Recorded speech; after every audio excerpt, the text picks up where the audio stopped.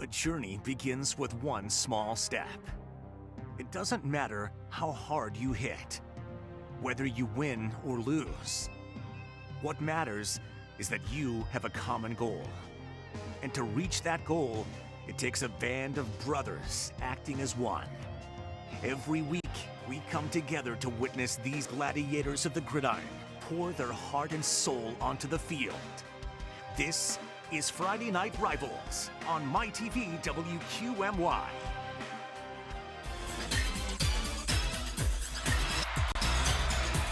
Welcome to Lakeland Stadium, Chapman Lake, Lackawanna County.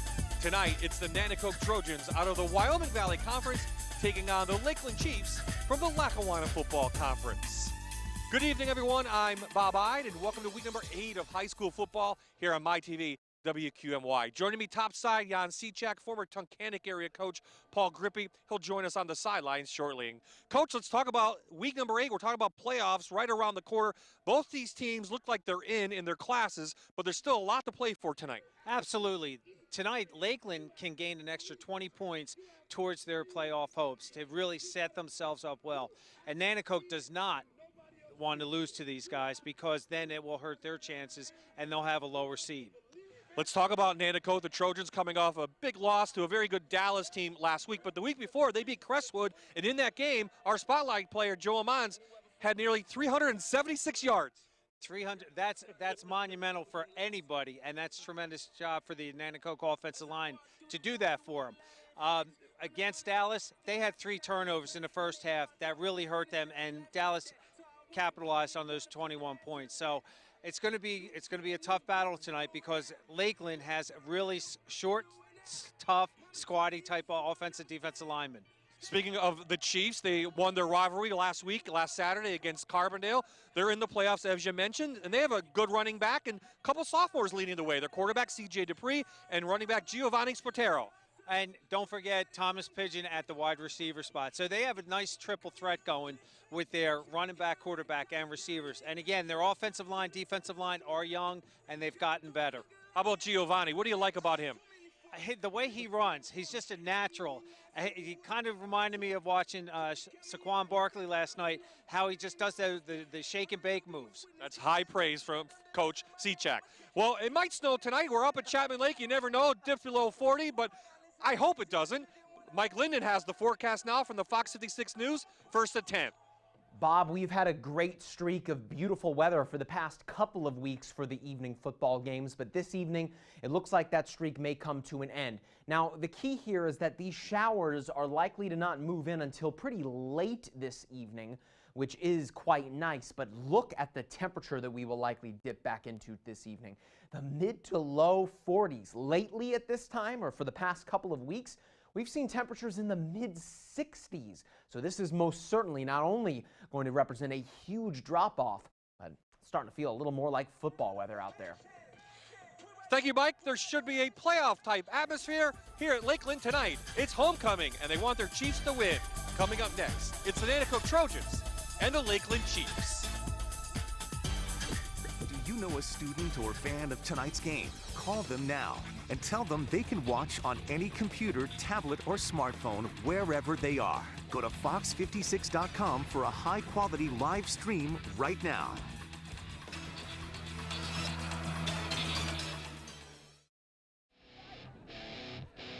Here come the Trojans, trying the rebound after that loss to Dallas last week, and the drive to follow, trying to pick up where they left off.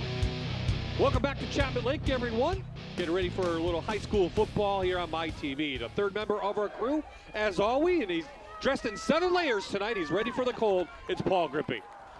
Oh, Bob, it's a nice night for football and a nice night for homecoming here for the Lakeland Chiefs. And well, it was homecoming about 11 years ago for Chiefs head coach Jeff Wasilchak. He's a Lakeland native, and he returned to take over this program back in 2008 after 11 seasons at Lackawanna Trail. So 11 at Trail and now 11 at Lakeland. That's 22 years of coaching.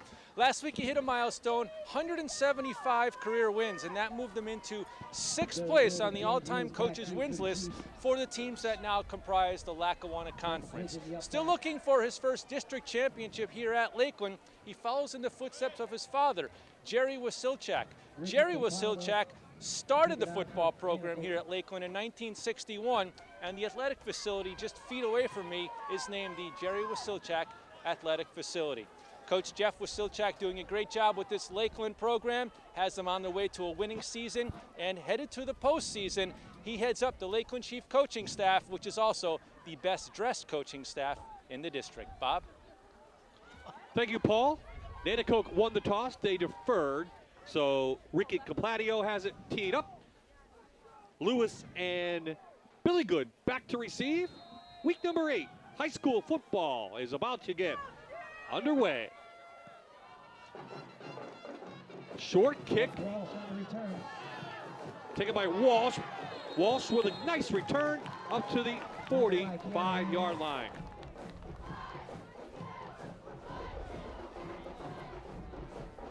As we'll see this 6'5" sophomore, CJ Dupree. Nice numbers on the year.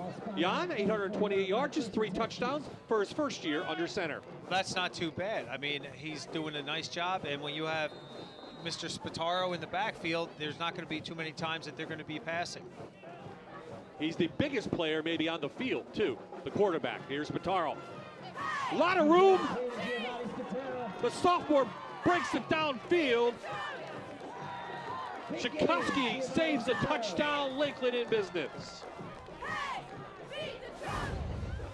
They just go with just an ISO play to the outside, and Spataro hits it, and you'll see that the ball pops up here. Number 27 just gets a nice job with that stalk block for a huge gain for the Chiefs. 38-yard gain.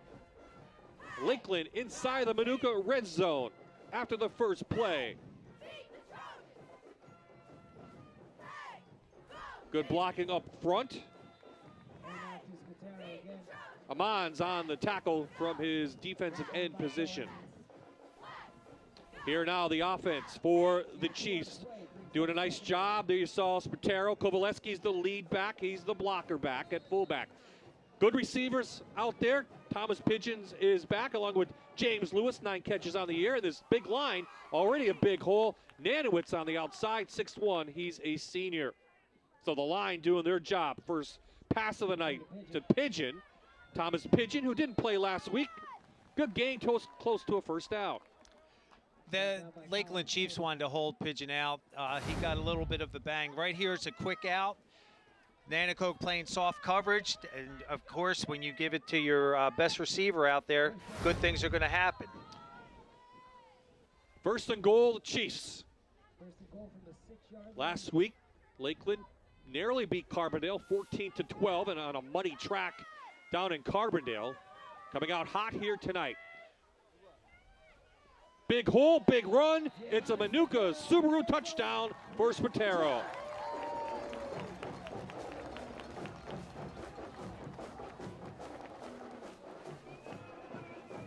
A little too easy? No.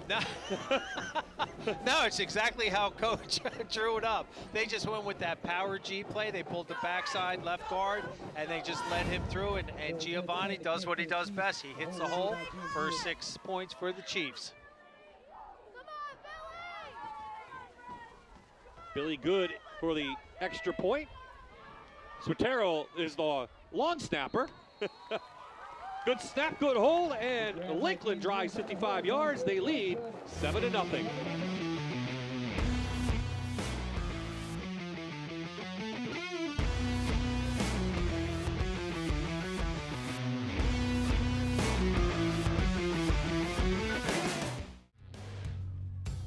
Barely 90 seconds off the clock. 4 plays, 55-yard drive.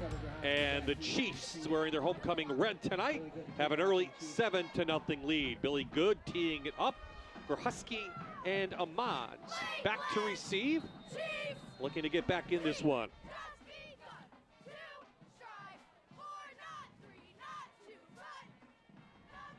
big bounce right to Grahusky with some room. And the Trojans will have good field position to begin their first possession just past the 37-yard lines. So this is the first chance now. See their quarterback, Colby Baczynski.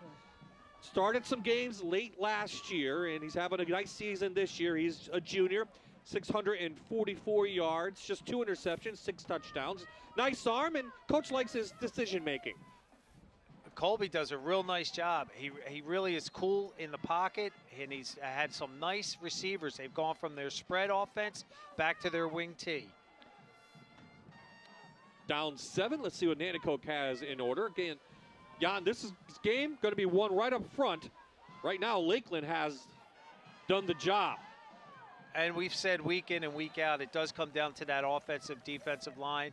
And on that play, the Lakeland Chiefs, you saw the red coming through into their gaps, playing very nice gap responsibility. So they track down Amons, and here coming right at you. Right there, you can see number 11 coming right up there. James Lewis.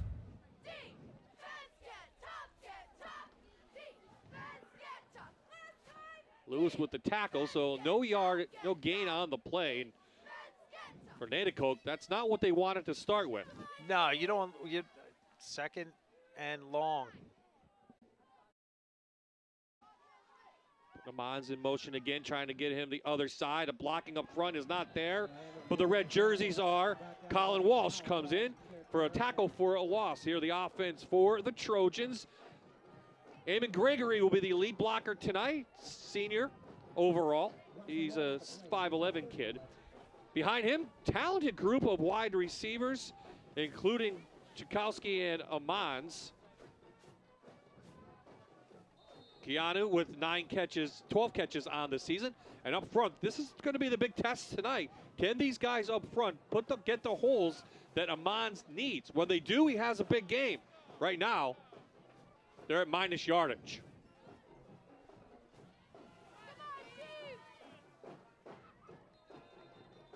Movement up front, so this mixed refereeing crew tonight. First flag of the night. David Baczynski. Dead ball. Ball start on the offense. 5-yard penalty. Third down. Excuse me, Brzezinski is the referee. Yes, not Baczynski. A lot of Brzezinski, a lot of skis here tonight. Well, we're from a lot of Nanticoke being guys represented. and Absolutely. happen to be our referee as well. So third and really long, not what the Trojans want tonight. No, and again, not that Colby Baczynski couldn't throw the ball, but with the wing T, you know that they're going to be trying to do. Here it is. There's a little waggle pass. Well, they get it out into one of their receivers. They get it to their tight end, Pelton. He picks up 17, and first down for the Trojans just past the 45. That's always tough. Here's the waggle. It just rolls to his left, and he comes right across and finds that tight end dragging across, and Lakeland's got to stop that. They had him in a great position, and they let him back in. Seems that both coaches, after I spoke to him this week, talked about getting off the field on third down. They just had problems with that all year long. There's the case. Third down for Lakeland, long yardage, but Nanticoke converts. Trojans keep this drive alive. Amons taken down by Usher, his first tackle of the night. Here is this defense from the Tribe. They give up just about 13 points per game. Up front, some big guys. Dupree, the quarterback, yes, he's the defensive end as well. Nanowitz in there. He has 36 tackles. Patero, 14 solo tackles on the season, 2 of those for a loss. He's in the middle. And the secondary, Billy Good. Started as a kicker a couple years ago. We were up here. Now he's playing every down on defense. 7 tackles. He does have an interception. Kucinski under pressure. Trying to get out, but right there is Usher for the sack. This play, they're coming back to that waggle again, trying, and this time the Chiefs, they ended up sniffing that one out, and they did a nice job with the coverage in the secondary, and they got that sack. What have you seen from the Trojans line so far what they're having problems with?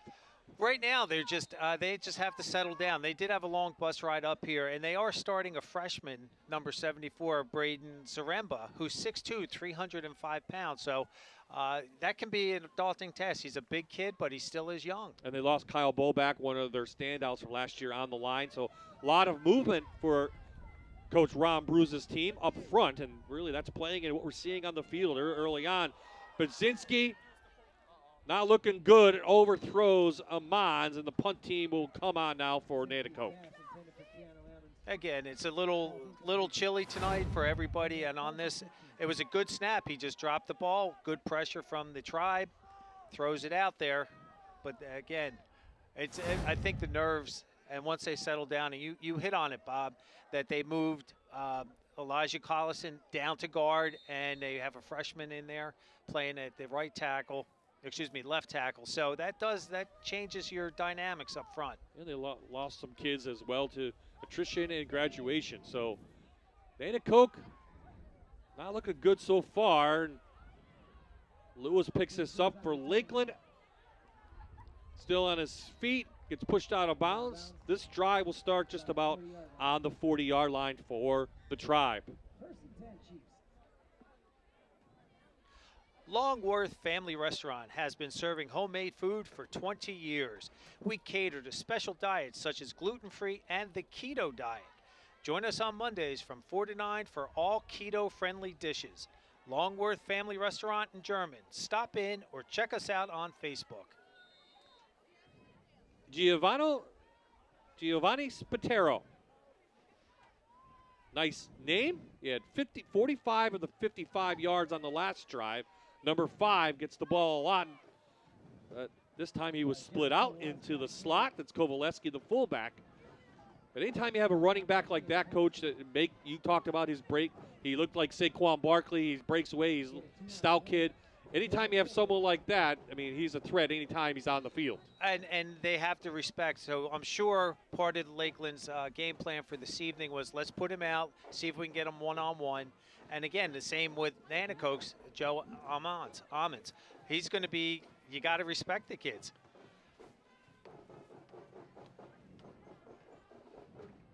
Dupree going to air it out downfield, and it's knocked down. Great defense by Trevor Grahusky, trying to hit Pigeon out there. He has a strong arm in here. He's got time to throw. Now, I know Coach Golden is the offensive receivers coach, and he's in charge of their pass game, and I know he's going to be a little upset that that ball was underthrown. But again, we're talking about a sophomore. A sophomore who played a little bit last year. Of course, he's got great size, 6'5", 245. He's in the shotgun. And he had a big game this year against Western Wayne. Threw 2 touchdowns. He was 9 of 16. This time they're going to roll him over. And did he get the catch? Was it out of bounds? Ball went to Pigeon. I didn't see a signal, and they're going to... Again, now, they made it. He's rolling to his right. He does a nice job scanning the field, going through his checks. I think that's tough to tell. It's tough to tell from here, and I think the referees were confused too. It is a first down. They're going to call it a completion. And just about a gain of 9. And we were talking about C.J. Dupree. You know, I mean, he is a sophomore. He has all the tools that every college is going to be looking 6'5", 240, and he's only going to get better. This is still a running team, though, for Lakeland. I'm sure we'll get back to that maybe on this play. They do 5 through. This time the defense is up to the task as Andy Day makes the tackle. That was the same play that they ran the touchdown on with that power G coming, the backside guard pulling. That time the Nanticoke defense was very stout in there and did not lose the line of scrimmage. The defense for the Trojans, they give up 26 points per game. It's a little bit skewed, but because of last week's game, 35-0, they lost. They had 3 turnovers in the first half. 182 on the ground. They give up 114 through the air, 210 overall. Well, This is number 5's game, and he's all the way to the 25-yard line. Rolls over and gets back up. A big gain for Spataro. On this play, it's the old Washington Redskins counter tray. You had the right guard, right tackle pulling towards us, and they just did a nice job seal blocking, and he does what he does best. And give credit to Keanu Ammons on that for that great effort to bring him down and save a touchdown. Lakeland in business again inside the Manuka Subaru red zone after the 36-yard gain from Spataro. Quarterback sneak for about 2.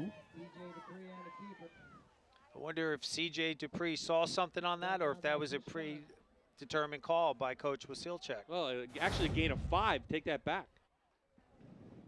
With that 4-4 that they're playing, they're going to have a tendency sometimes to be a little soft or up the center. So that's one way now to try to get your defense to adjust to it.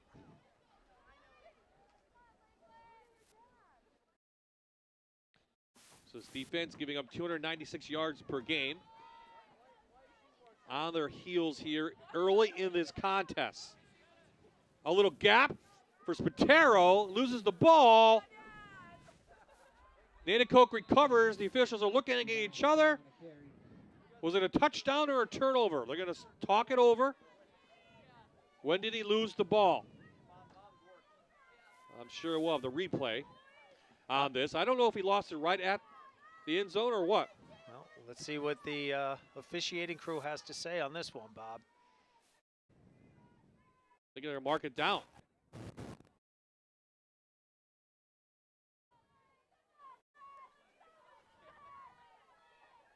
They're going to say Spataro was down at the 1. And that play that they ran was the counter tray right that time. So the left side of the offensive line was getting into Robbie Thomas and Joe Rosenkrantz leading up through. Spataro, yeah, his knee was down. Not that we do instant replay. Good call. Spataro again in for his second touchdown in the first quarter. Lakeland extends this lead. It's a Manuka Subaru touchdown for Spataro. On this play, they just come back with the ISO, what we call Bob on the offensive line. That means big on big. And they just did a nice job getting their pad level, moving the Nanticoke defensive lineman out, and allowed Giovanni Spataro to get his second touchdown. Lewis the holder, good on for his second attempt of the night. Short and just makes it over the uprights. And that extends the Chiefs lead now 14-0 in the first quarter.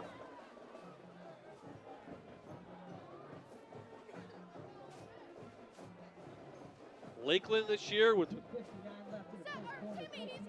their only losses to Western Wayne and West Scranton.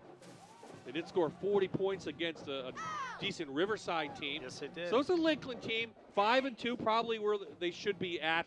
That Western Wayne game, they had the lead. Then they lost it late and against West. West was playing pretty good at that time of season. But there's a Lakeland team that could give some trouble in Class 3A in the 4 spot right now. They have the 2 losses that you spoke about, Bob. They ended up just physically getting tired by the end of the game because Western Wayne is huge and they are a very physical team.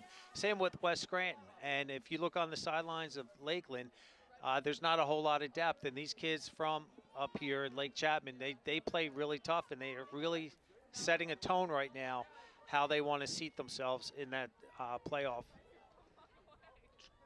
Trojans also lost to Western Wayne, and we talked to Coach Bruze, who was very impressed with the Wildcats. Coach Wolf has done a tremendous job since he's taken over up there, and the kids up there, and again, speaking from experience, they had a 6'5" fullback, 240-pound fullback, and he was just a bruising running. Husky with some trouble, finally picks it up. Nice move. Nice gain up near the 25, and that's where the Trojans will start now. Here are the Beston's Auto and Collision Impact players for Nanticoke tonight. Chahusky saved the touchdown tackle in that first drive. Amons, we need to see him get some passes. And Rapaski got to do a better job so far right now in the linebacker position. He has to flow into that, especially with the 4-4 that Nanticoke plays. There's a lot of responsibility on those linebackers to make sure that they get their gaps. Trojans down 14. Their offense does run the ball at a pretty good pace, 193 yards per game.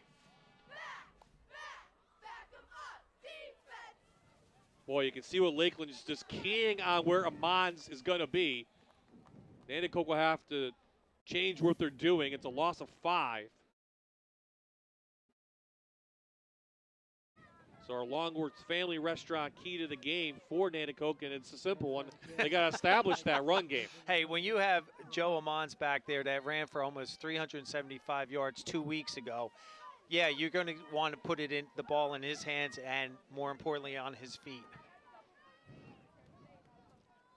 Like to see maybe Nanticoke go to the air a little bit more, because I think Bashinsky can run the ball, and Amons nowhere to go again.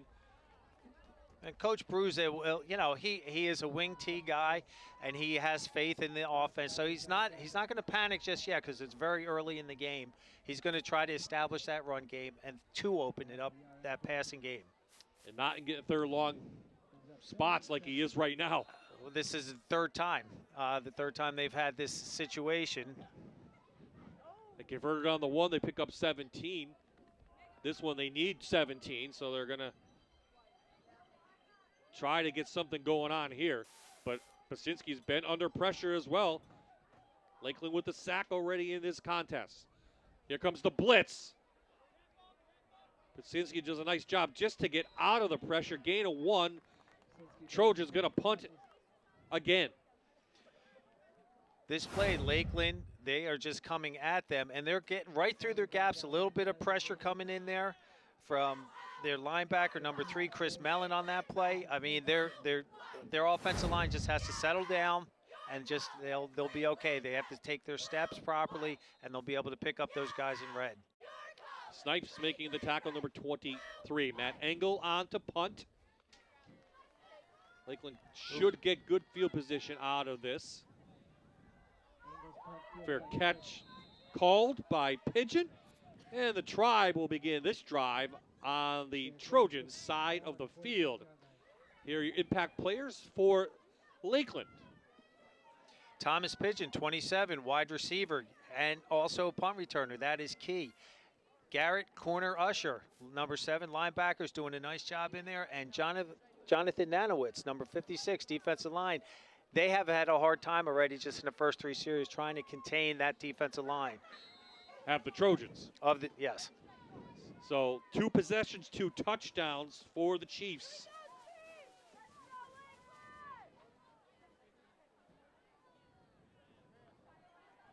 Gonna get it out to Pigeon with some room, but nice tackle by Amons to come in to make it only a 4-yard gain. Keanu did a nice job on that one. Wasn't going to be intimidated or fooled by that. The Chiefs come back, a little play action pass. They go with the fake, the throw out to Pigeon. He's right there. That was a nice job. I keep saying about Coach Golden, I know what he did for us at Tunkhannock when I was there. He loves to throw the ball, so I'm sure he's probably worked on Coach Wasilchuk this week to make sure we can start working our passing game. So on a cold, windy fall evening, it's the Chiefs on homecoming with the 14-0 lead after 1. Friday Night Rivals is brought to you by Toyota, Let's Go Places, Luzerne County Community College, Keystone College, and Manuka Subaru. You're watching Friday Night Rivals on my TV, WQMY. Chiefs with the lead. Their cheerleaders are happy with their pink pom-poms tonight. Down on the field, quarterback Dupree up for a couple of yards. It'll be 3rd down here in the 2nd quarter. CJ Dupree just got introduced to Joe Amons just on that play. Joe did a nice job defensively holding his outside and then just came in and just did a nice tackle on him.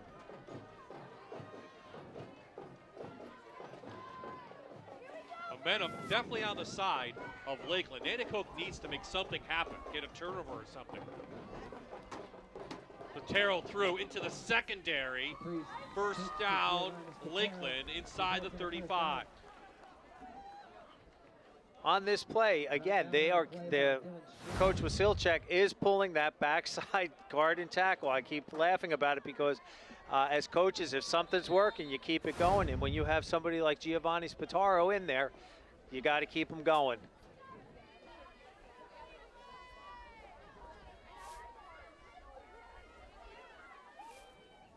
To the eye and to number 5. Breaks one tackle. Up close to another first down. Give him about 10. And we have an injured Trojan down on the field. On this play, here to go. You can see them coming across the screen, and they're just doing a good job with that big on big, that Bob type of blocking with the power. Nanticoke was practicing all week long that run and their gaps and how to get to him. And until you're in the game, going one-on-one with this big line, you just don't know how. Practicing is one thing, but you got to make the in-game adjustments. Dupree to the end zone. Has a guy, and it is a Lakeland touchdown. Colin Walsh, the junior, with his 3rd touchdown of the season, and it's a Manuka Subaru's touchdown. On this play, you'll see there's the play action, open-handed fake. He gets his feet set and just does a nice 9 route to him. And again, I would believe Coach Wasilchek is going to try to air it out a little bit more in preparation now for the future in terms of playoffs and to give other teams notice, put them on notice that they can throw the ball. They're not just one-dimensional. High snap. Lewis still on his feet. So this extra point will be no good. But Lakeland on the big score. They lead 20-0, 10:29 left in the first half. As I said, it is homecoming here. And Paul, the homecoming court, they're not afraid of any weather, are they here? Lakeland has the best homecoming tradition of all. They do things hardcore here at Lakeland. You see right behind me all the king and queen candidates for homecoming, and they get to sit right here on the field, a front row seat, well, better than a front row seat, watching the game. Look at everybody wave. The guys all wear their nice red ties, and the ladies certainly dressed up in their formal wear, right? And at halftime, we get to find out who wins homecoming king and queen. But in the meantime, they're sitting here on the field in probably a 45-degree night, right? How's it feel sitting here? It's pretty cold. Okay, there you have it, an inside tip. It is pretty cold, and I understand it's 80s theme. Is that the theme this week? Yeah, it's 80s themed. Okay, so we're doing 1980s theme homecoming, but the temperature's in the 40s, and the score is already up into the 20s. So there you go, Bob. Homecoming here at Lakeland. That's how they do it. I think you're pretty liberal with the 45 degrees. You're outside, I'm inside. It looks pretty chilly out there. It looks pretty chilly. No snow yet, no flakes. Well, there's Coach Bruza. He's got things turned around there at Nanticoke. Had some tough breaks this year with injuries. Some guys leaving the team. He's in his 9th season overall. You know, it was a big task for them to go from 3A to 4A. Tougher schedule. They've held their own for the most part. But it's been tough here tonight as Grahusky's going to bring it up past the 25. Coach Bruza, he really has done a tremendous job down there. And earlier this year, he went to an I formation and opened up the playbook. And, you know, he's done a great job. And I can't say compliment him enough down there. And the type of kids they have at Nanticoke are really tough. Bob, you were saying earlier about trying to practice for like running back like Giovanni Spataro. But again, when you have Joe Amons back there, you don't want to have him running scout offense, which he was not. No, you don't want to risk he also losing plays that. defense and defensive end, so they're practicing with him on the defensive end. So no, he's not going to run in the back. This time they're going to try the other Amons. Keanu, a little speedster, cannot get to the outside. Good job by Lakeland to string it out. Lakeland is really doing a nice job containing that outside. They're not letting their men get across their face, and they're doing a nice job on the stalk blocks running through to shut that down. Right now, Nanticoke has minus yardage in the rushing. Looks like minus 10. So they're going the wrong way. They have not put it up a lot, but when they have thrown it, it's been a little successful. But the offensive line, as we saw, even with the Giants game last night, if people watched that, there's just no time for anyone to get downfield and run the routes. Even if Eli was sitting back there tonight, he would have a real difficult time again with the way Nanticoke's pressure is. Play action here. Bashinsky on the run, just trying to find anything. Has a guy over the middle. It's Amans. Keanu Amans inside tribe territory. Big game for Nanticoke. And Colby Budzinski on this play kept the Trojans going. There's pressure there. There's two Lakeland guys that miss, and he keeps on his feet looking downfield. His receivers do a tremendous job making sure that they get open and they could see back to his quarterback's eyes. 31-yard game, big play. That should get the Trojans going. Let's see if they can convert that now into points. First time on this side of the field.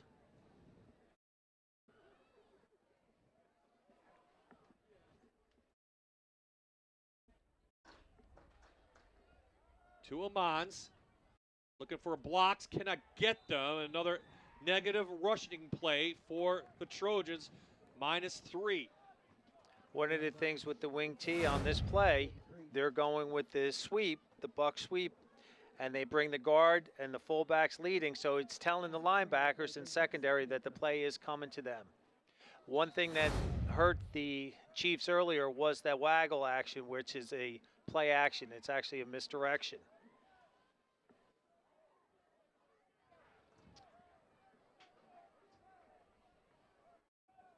So they have about 50 yards of offense through the air, -15 on the ground.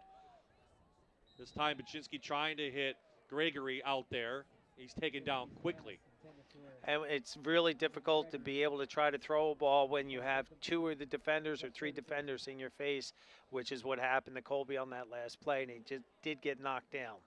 As Coach Gaharski said, and you've backed him up. It's win or loss up front, and that's what it's easy tonight to see who's winning the game. Just you can tell all you have to do is look the offensive defensive lines. And that's what we call looking into the box. And those guys, they're just doing a tremendous job this week. And again, Lakeland is really trying to set a precedence for themselves to seat themselves a little bit higher in the playoffs by beating a quad A school. 3rd and long for the Trojans. Play action. Shinsky runs and almost got hit late. Instead, he's up close to a first down. It's going to be 4th and about 4. And what do you do with your coach Bruza? On this play, the tackles really got hurt on this. They opened the door and there was just too much pressure. Colby does a nice job coming out. And here, look, again, on the sideline, hey, that's my former Coach Golden on the stop. Baczynski can run the ball, has 3 touchdowns on the ground. And I think Coach Bruza brings back Colby. She should go for it. Let's see. Let's see what the Trojans have in the book, down 20. This is a smart play, down 20? 20, you know what? He's got the confidence in his kids. He wants to make sure that they can feel that also. Well, I think they moved a little bit, so this may change his mind. Infraction. On the offense, 5-yard penalty. Still 4th down. Clock will be on the snap. Let's see if this changes Coach's mind. He'll try maybe punt it and pin them deep. Instead, he's going to send his quarterback back on. Baczynski. He wants to send a message to his own kids saying, guys, let's go. Let's play Trojan football. Let's get this done. Let's just get a first down. They're not going to go for downtown. I think Coach Bruza, from when I've coached against him, he's going to grind it out. So he just wants to get that first. Let's see what Lakeland will do. They'll send 4. Little quick out. They're going to send it down for Keanu Amans. Flagging is down. It's intercepted by Pigeon. Pigeon gets out of bounds, but I believe this may be coming back, and it may be a penalty on Lakeland. You would think down in that area, Coach? I would say so. I think that was pass interference. But then there was another flag that came in right at the end here. So this should be interesting, and the officials are going to have to talk this one out, and they're going to earn their money. Well, the first one happened before the interception. So did the second one happen after? Yes. So one cancels the other, right? So again, and like I said earlier, I didn't think he was going to go downtown for it, but again, there was contact back there. The receiver got knocked down. See if we can see it on the replay. What the right there, blocking the back. So that's actually two against the Chiefs. But a smart play, just throw it up because you got the flag. He's going to get a first down, automatic first down. Some coaches would say it's as good as a punt. On the defense, 15-yard penalty. No such thing as uncatchable in high school. No such thing as uncatchable in high school, gentlemen.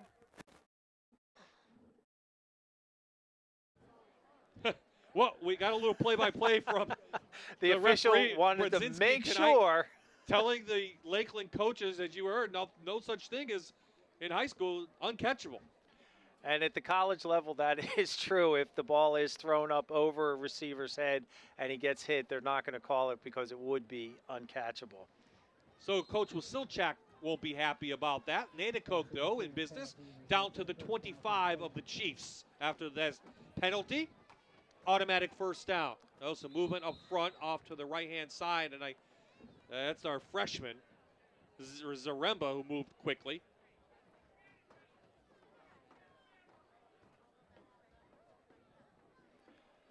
Well, that's the one thing you alluded to, Coach Wasilchak. Now, he's going to be a little frustrated because they have to play discipline. Yes, you're up 20-0, but you don't want to let a team like Nanticoke back in that has a great running back and their quarterback can throw the ball. Give it to their fullback. This is Gregory. He's taken down by Walsh. Gain of 2.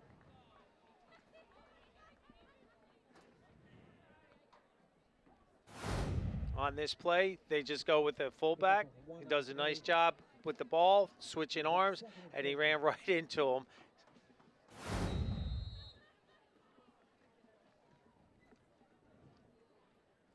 What have you seen right for Nanticoke tonight that you think that Coach Bruza can make some changes at halftime? Coach is going to go in. He's going to tell his offensive lineman, look, they're not doing anything that we haven't practiced.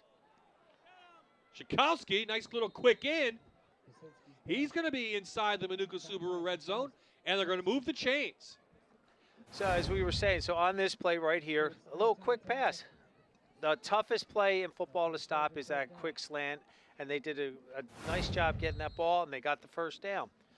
The passing game is doing a nice job tonight. Let's see if that can open the running game on some play action. So Nanticoke in business, trying to get something on the board before the half.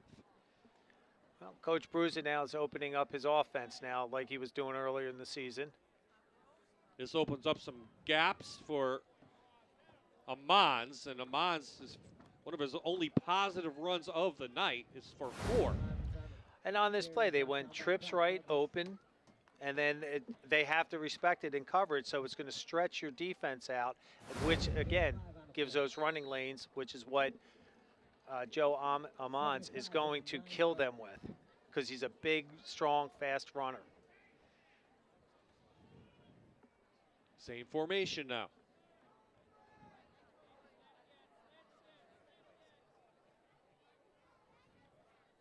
Amans again. He's tripped up behind the line of scrimmage. Nice job shooting it by Jonathan Nanowitz. Amans telling his linemen where they should be blocking. That's frustration. That is all frustration because he wouldn't have been able to do what he's done this season without those offensive linemen. But on that one, again, that's just where a kid might be a little bit faster and then that causes that type of problem. Play action. Baczynski running for his life, and he's going to be whipped down on the outside by Snipes. 4th down on the way. No gain on the play. On this one, there was that RPO, the run-pass option. and the quarterback decided to keep it. And Colby has decent feet. So, again, Lakeland wasn't fooled by it. They brought the outside pressure, and they made him try to force back inside. Actually, a loss on the play, so it'll be 4th down just outside the 10 to the 11. They can get a 1st down right around the 5-yard line. Let's see, with Coach Bruza called timeout, or does it go with the play? 4 wideouts in there.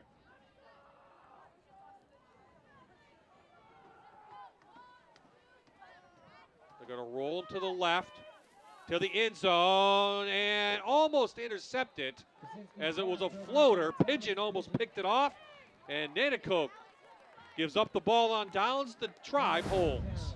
On this play, they went trips left, and if you notice, Big Joe Amons was coming out. He was rolling to it, and he was actually open, but they were looking downfield.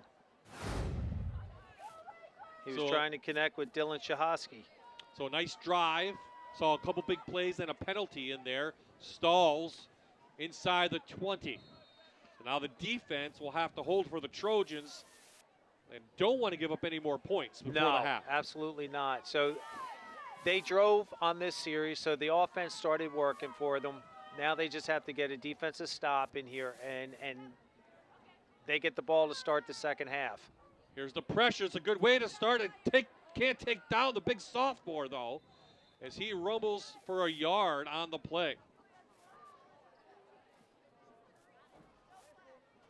That's a good start for Nanticoke. Nanticoke's defense, they did a nice job. Good outside pressure right there. We have a hit, and we didn't finish it up. And then we have 2 more guys pursuing to the ball, and I know Coach Bruza does that with his defense. He stresses getting 11 hats to the ball. Dayton Schoen on the stop.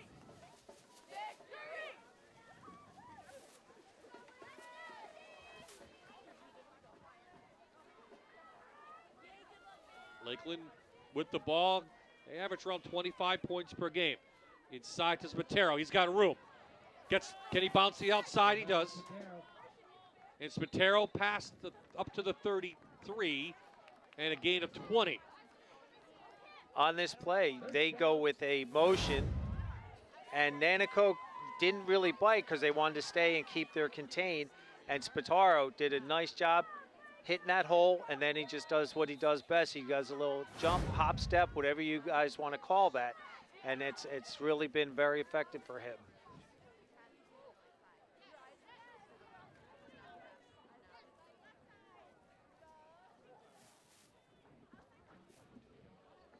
So Spatero up there, 120 yards on the ground in the first half. Oh, this is tic-tac-toe, and it's picked off by Nanticoke. And that was Colin Siegel who ended up with the ball. Let's see this one again. On this play, here we go. A good read.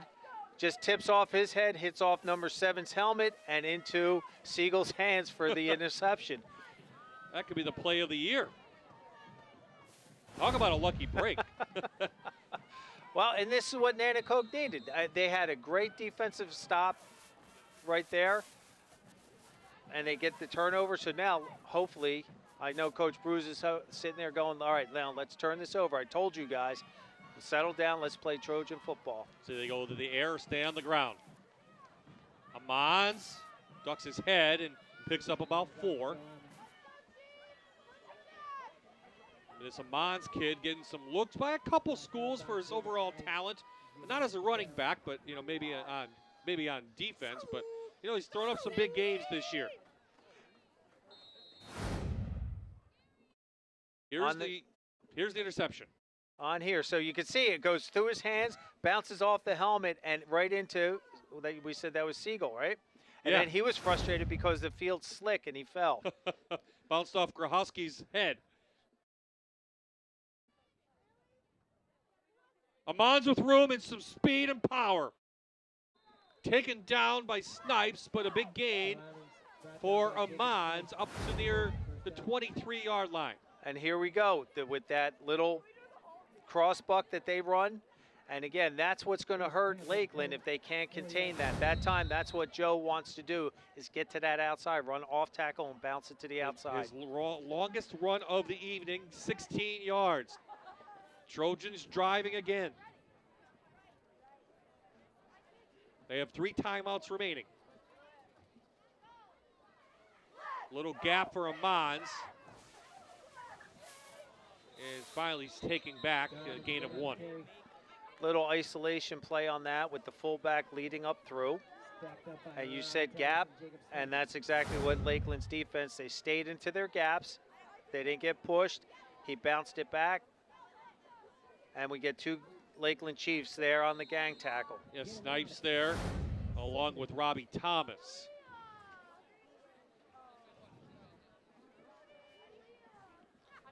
"90 seconds left in the half. Coach Bruza is going to have to start using his timeout soon. Paszynski has time to the end zone.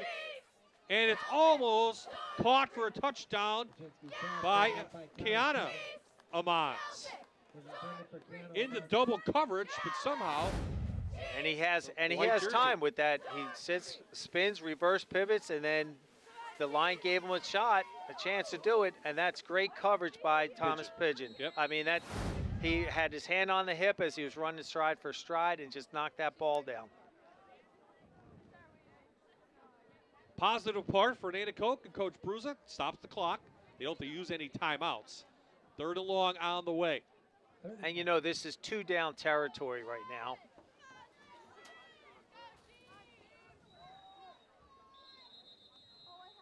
He must have heard you, Bob. He called timeout. Well, with that, we'll take a quick break. 1:13 before the half.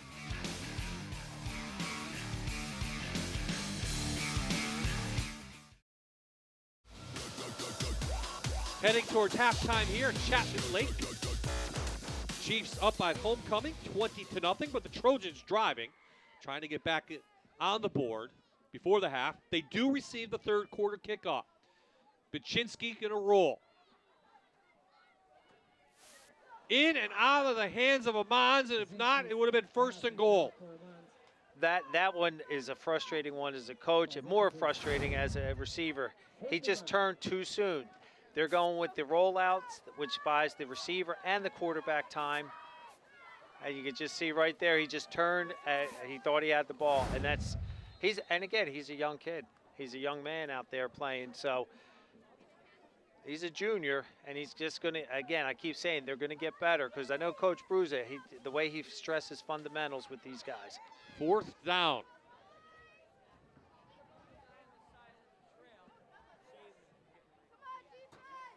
Gonna roll him out again. How about again? Try it again. But this time, James Lewis knew it was coming and almost picked it off. Bats it down, and Lakeland takes over. On this play, again, they go with the rollout. Oh, this was, yep, right there. And as playing free safety, he sat there and he was watching his zone and he just broke to the ball. So the Chiefs have all their timeouts, up 20-0. You would think they're not going to do anything crazy. No, Bob, I think he's just going to do what they do best. They're going to just try to pound the ball right now, pound the rock, run the clock out, and if they score, Coach Wasilchek will feel really good going into halftime. Well, Nanticoke has had a couple of drives late in this game, towards the half, late in the half. They've been very positive, something to build on maybe towards halftime and into the 3rd quarter as Amans takes down Spatero. On this play, we just have a little trap going up, off tackle. You can see Giovanni just pushes off the linebacker. And Keanu does a nice job coming up. He's got to watch that hand placement.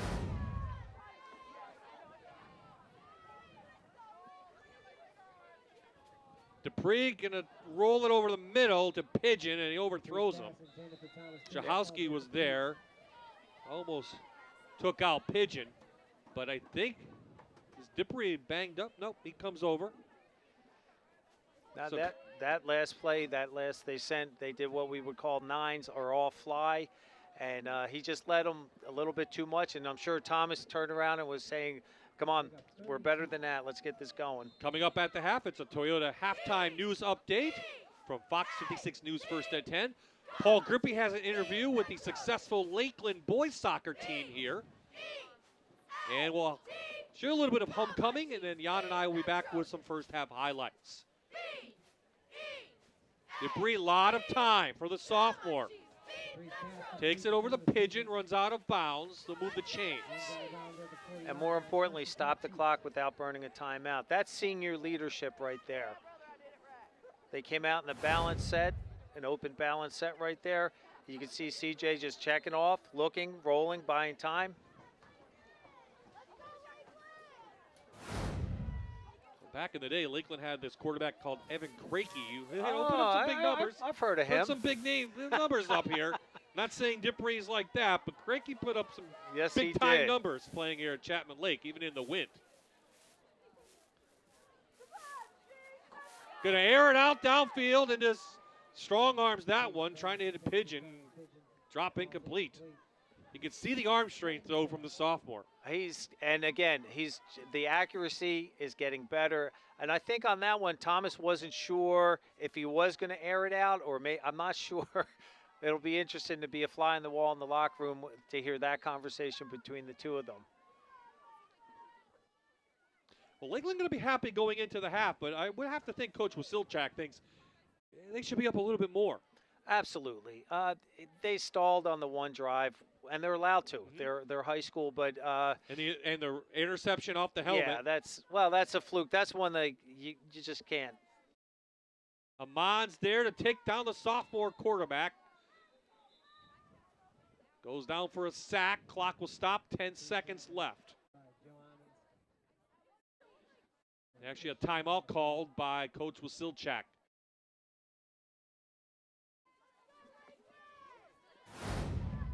On this play, setback, he has time, he's looking, good secondary coverage there, which forces that sack.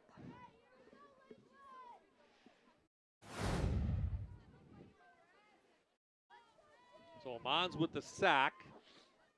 That leads us to this Keystone College timeout. Another big game that we talked about in our vlog this week. Dallas, Valley View, both undefeated. Valley View leads 6-0 in the back mountain. Well, so you can tell right now that's a back and forth, hard-nosed football type game, as we say. Well, I didn't think it would be a defensive battle. I mean, they're both great defenses. I thought the offenses really would have come out a lot harder at each other. And I know Coach Austin, Dallas's defensive coordinator, I know how hard he works, and he does a tremendous job. And obviously, just to be down 6-0 at this point is not a bad way to be going into a halftime. It's battle of unbeatens there. So on 3rd and long, might be the last play of the half. Let's see, they'll step a little screen to Spatero. Good play call. He's got a lot of green to work with. Spatero is taken down by Amons with 1 second left. Great tackle by the sophomore Amons. I'll tell you what, that saves 6 points right there. Great call, though, with this screen play. And if you notice where the receivers are downfield, they're all stalk blocking, driving out. Look at that offensive line. There's a tremendous, tremendous hole there for him to run. Well, it's a good play call, though, because you give a lot of space to number 5, and he can make things happen. Yes, he can. And they have 1.2 seconds left, and I don't know if he'll do it again. 39-yard pass play will go down officially. Another Keystone College timeout. But, hey, good arm. He can throw it to the end zone. He can. He's got it. And I'm wondering if Giovanni will be put in the wideout position this time to spread that out. Well, you have Lewis. They'll keep him in. Lewis is 6'1", and Pigeon's 5'11". Colin Walsh, 6'1" as well. So you have some tall guys back there if they can throw to the end zone. But Keanu Amons he's playing soft right now, as he should. Doesn't want to give up a big play. It is Shakowski as well, the safety. Shakowski reading this one. Comes over, makes the tackle, and that will do it. The pass play goes complete to Pigeon. And it will be the Chiefs who will take a 20-0 lead into the half. Paul now with the head coach. I'm with Lakeland coach Jeff Wasilchak. Coach, you prepared for Nanticoke, so what you saw from them, the way your team executed against them, is it what you expected in preparation this week? scheme-wise, it's what I expected. We were fortunate to come out and jump ahead up by 20 points. We kind of relaxed a little bit, which isn't good. We need to get ourselves going again. You seem to rely heavily on the pass here in that first half. You want that to continue in the second, or maybe more run the ball? We need to be able to do both. All right, Coach, thank you very much. And Lakeland is up 20-0 here at halftime. I think we're going to see a lot of Spatero in the second half. The young sophomore, over 100 yards so far on the ground. So coming up at the half, we'll hear from the news team. Paul will take us through the Lakeland boys soccer, and then Jan and I will be back in the warm confines of the press box. 20-0 at the half, Lakeland leads. Do you know a student or fan of tonight's game? Call them now and tell them they can watch on any computer, tablet, or smartphone wherever they are. Go to fox56.com for a high-quality live stream right now.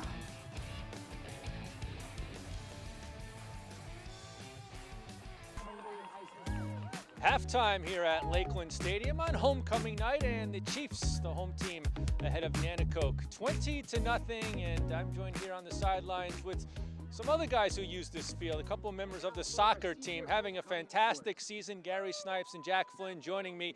The Lakeland boys soccer team, 13-2. And let me start with you, Gary.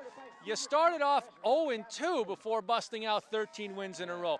What was going on in those first two games that you changed to get winning so well? Well, those first two games were preseason games, so we still haven't come together as best as we can, like chemistry-wise. And just after that, we really got on the grind with practicing every week, and I think that helped us improve our game percentage. The team's doing so well heading into the last week of the season, and Jack Flynn also joining me. He's a forward on the Chiefs soccer team. So as the streak builds, does the pressure build? You guys, everyone knows you guys are the team to beat. How does it feel to be that team? It feels good. I don't think that we have much competition besides prep. We're worried about them, and that's what we're looking to beat. Yeah. You guys are certainly scoring goals in bunches, a real good offensive team, and getting the shutouts too. But first of all, tell me about your offense, especially this Ethan Cortez. I mean, how's this guy scoring so much? It's good working with him. He's a great player. He scores a lot of goals. He had 6 goals just in one game alone. But, you guys have a lot of players who came back from last year, a veteran team. Let's talk about last year, the motivation, that double overtime loss to Myers. You think about that much still? Oh yeah, we think about that a lot. It was really just a tragic game that was our final game. But this year we have a lot of guys returning, and we're just more pumped than ever to really get further than we did last year. Would you like to see Myers again? Oh, absolutely. Double overtime last year, tough way for the season to end, but this season going so well for these Lakeland Chiefs. Now, they're actually in second place in the district standings. Scranton Prep is in first place. They don't play each other in the regular season, so are you keeping an eye on Scranton Prep and also Wyoming Seminary in there? What do you know about those teams and the possible chances of playing them? I know a lot of guys from both of their teams. We're going to go to a bunch of their games and watch and see how they play, and we'll play them how we see. Yeah, I mean, it could be Prep or it could be Seminary, right? How does it shake out that way? What do the standings look like right now? It looks like we're going to be playing Seminary right now, but anything could change. Yeah, you'd be playing Seminary in really a wide open field in the district for Lakeland, but they're having such a fantastic season, maybe even a historic season. Did you kind of know it would be this good coming into the season? Yeah, especially since all of our starting lineup has been playing since rec and when we were very young, and just our chemistry is just going to be so hard to be matched by other teams. Now going on behind us right now, homecoming king and queen being picked. Mason Erdman, he's a soccer player. He's out there. He's also class president. Has he got a chance at being homecoming king? Oh yeah, he for sure has a shot at being homecoming king. And then how about the dances tomorrow, right? Yeah, homecoming dances tomorrow. And you're gonna dress like 1980s style too? Yeah, that's our theme, is back to the 80s. I'd like to just see how that all looks. So, all right, Gary Snipes joining me, Jack Flynn joining me, Mason Erdman, maybe he'll be the homecoming king. We'll see in a little while. But the Lakeland soccer team having a great season, 13 wins in a row heading into the final week of the regular season. So we'll be back with more halftime festivities. Lakeland leads Nanticoke 20-0. You're watching My TV on WQMY.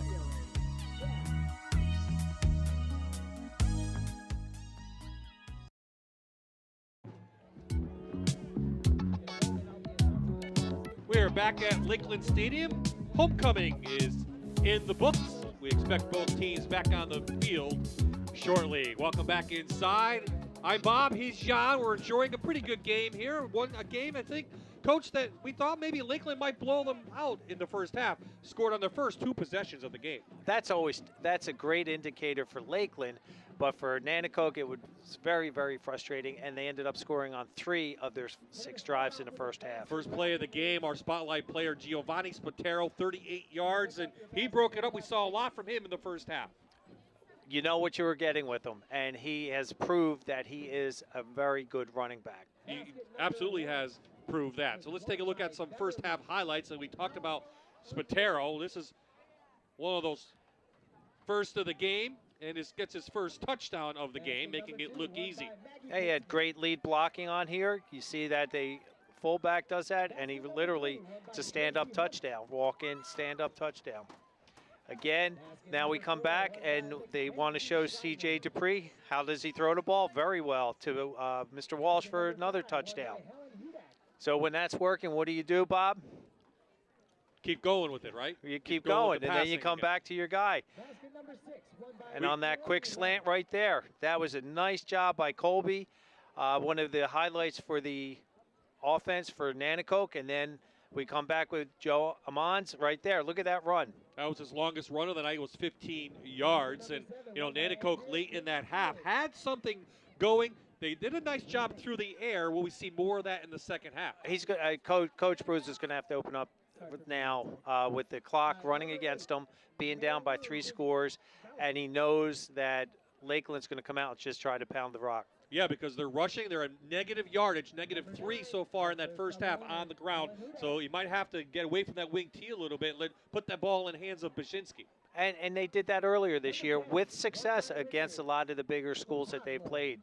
So that's what we should see. We're expecting both teams on the field. We'll take a quick timeout, and then we'll have Paul with Coach Bruza after this.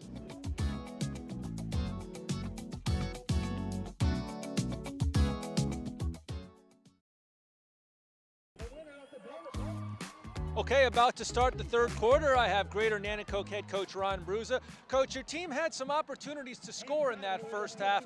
Fell a little short. What do you tell your team how to react to that? You just talk about, the blown opportunities. We had a couple turnovers. Things goes our way. We're just not playing very good up front right now, and I think we got to improve on that, and we're going to turn this into a football game. This Lakeland offense that you prepared for our week, are they showing you what you expected? They seem to be passing the ball a lot. Absolutely. They're doing everything we thought they would do. Like you said, we're just getting beat up front, and we got to do a better job up there, and they're executing. We're not right now.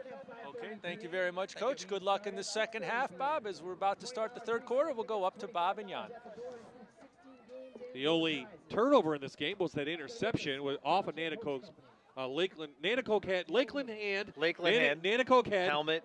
Nanticoke hand. So it was a Nanticoke interception. I was going to say pinball, but I'm not sure if the kids that are playing out there or listening know what pinball is. It's got to be something on Xbox that we're missing. So I don't know. Maybe Paul Grippy. Maybe he knows about pinball. No, he doesn't. He's a young guy too. So what's this Giovanni Spatero show? We talked about that. He has 11 carries for 138 yards. These are unofficial numbers. Dupree, through the air, is 7 of 10. Has an interception, but is thrown for 94 yards. And a touchdown. And the touchdown, don't forget. Yeah, so 3 touchdowns in the first half from this Chiefs team. On the opposite side, Colby Baczynski, he's been sacked 3 times. He's 2 of 8 for 54 yards through the air, and I talked about the negative numbers on the ground.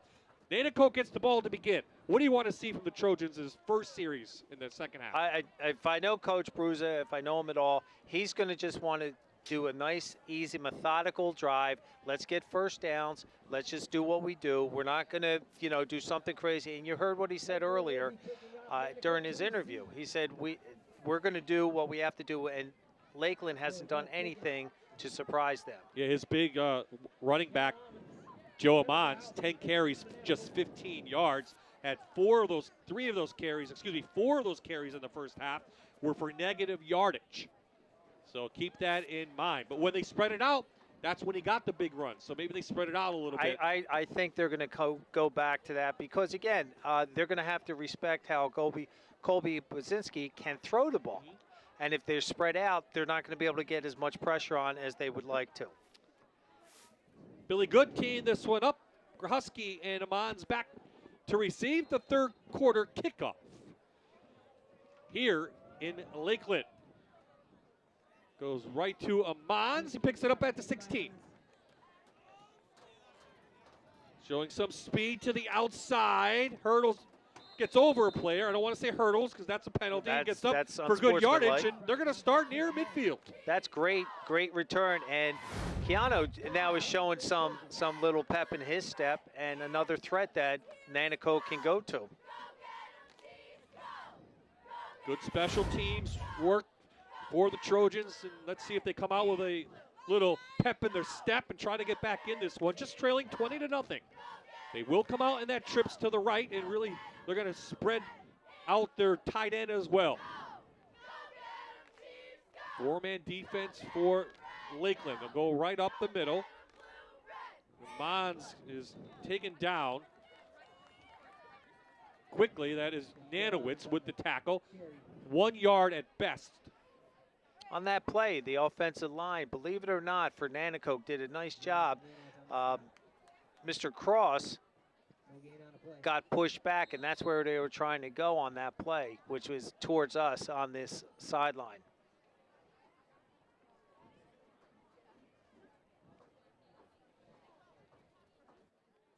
So the Trojans come in. Of course, they haven't scored now at least 6 quarters because they were shut out last week with Dallas.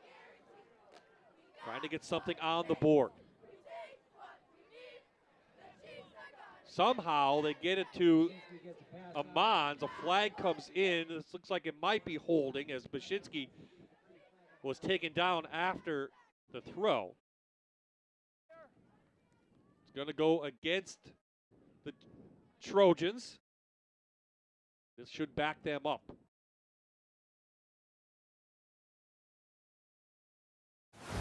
Looks to me on this play they were trying to do a rollout with this little slip screen with the tight end blocking for him. That's not what coach wants to do, like with a penalty right now. Yeah, after the good starting position, they've actually lost a yard. Lakeland declines the penalty. Take the down. So it'll be 3rd and long now facing Nanticoke. I said to Coach Bruza, I said, which team's going to show up this week? The one that you had against Crestwood or the one that you saw against Dallas? I think it's in the middle so far, right? Right now, it's, yeah. I mean, their offense has shown some signs of life, but they can't get anything on the scoreboard. And I think that they're going to call a quick Hurley timeout here. Coach Bruza didn't like what he saw, and he's going to call his team over and talk to them.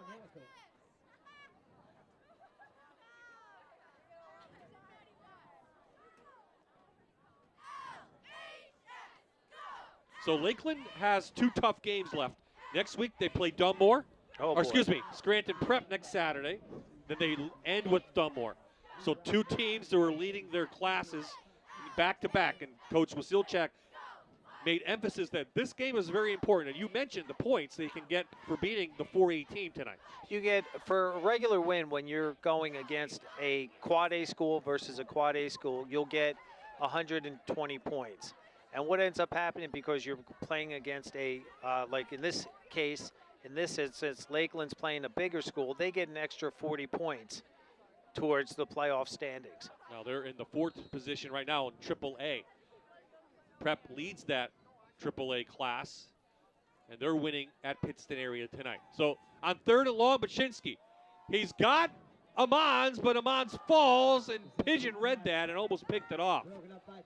Amons was open for a little bit, but I think the ball hung up a little bit too much. It hung up because, as you saw him rolling, again, a right-handed quarterback rolling to your left, he threw off his back foot on this one, and that's why he couldn't get everything into the ball. So if you look, you saw, and then he did the jump, so he was back and he jumped, and that's what afforded Thomas Pigeon. Again, he's been playing great defense back there. I think he's had 3 breakups right now.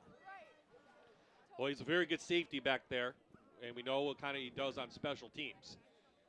So Engel in for a punt. This is a short one, really short. It takes a little bit of a bounce, and Lakeland's going to have excellent field position at their own 35. That was a 5-yard, really, it was a net 5-yard gain. Yeah.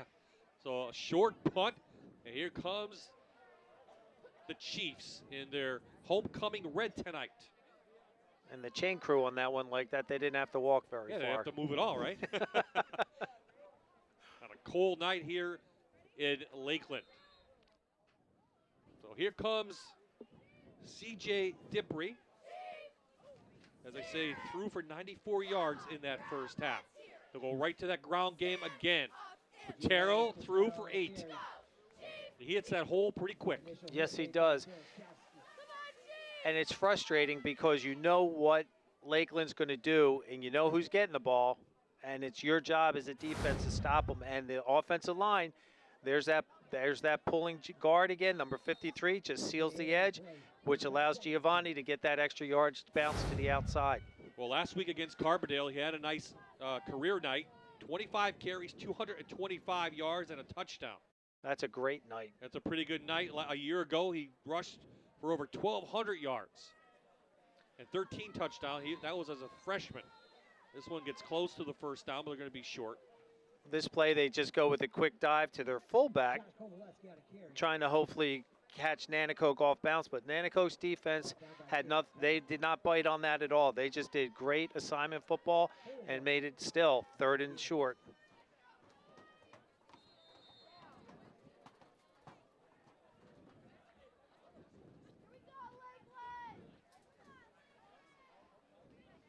After last year's record here at Lakeland that stopped a streak of 19 straight winning seasons. They ended last year 5-6. Now 3rd down, depends on the mark. Looks like it's right at the line, so it should move the chains. I'll tell you, Nanticoke again, their defense was really stout in there, and the officials give Lakeland the first down, but I'll tell you, I think Nanticoke actually had them stuffed, but there was a great second effort by Giovanni in there to get that little bit extra to get that first. Lakeland's going to be tough in the playoffs, too, depending on where they get seeded after their next 2 games. Their depth is, I think, what's going to come into play probably week 10.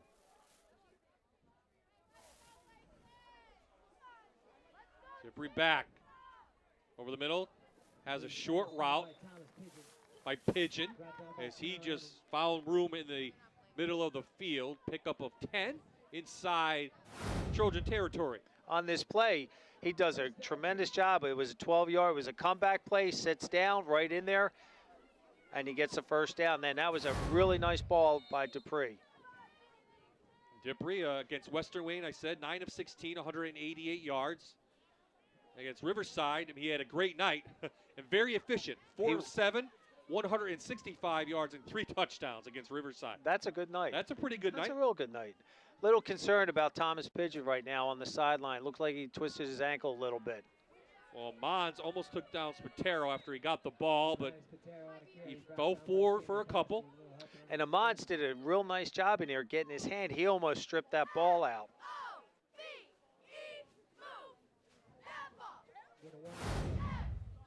If you notice on here, we come back, little split ISO action there, and he did. He had his hand right in on that.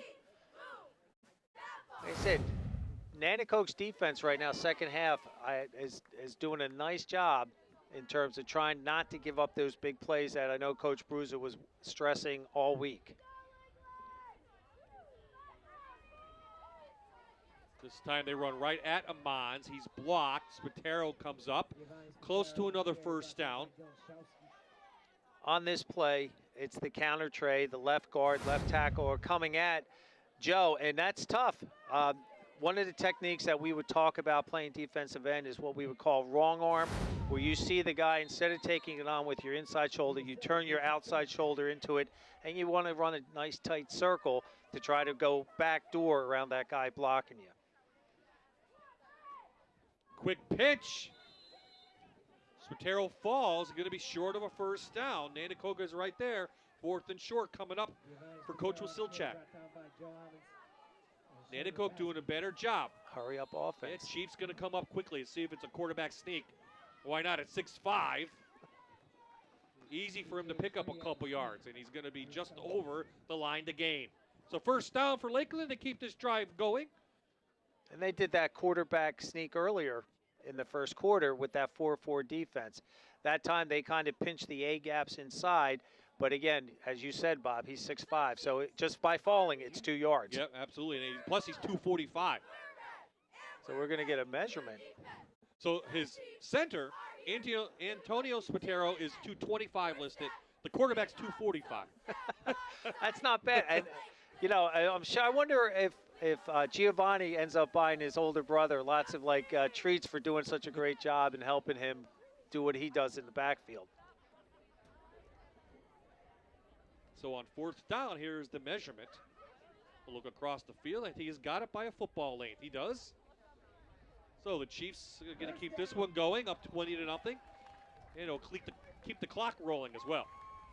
That's the one thing that I'm sure Coach Wasilchek wants to do is keep the ball out of Nanticoke's hands, especially being up 20-0. And that really puts pressure on Nanticoke now to come out and maybe not do what they want to do in terms of the wing tee. They're going to have to open it up.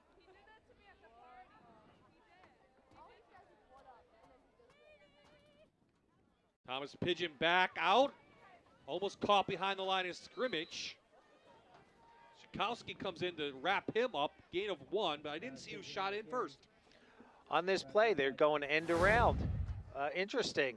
All right, they have a lead block, number 53, and there it was 44, I believe? No, Siegel, 49. 49.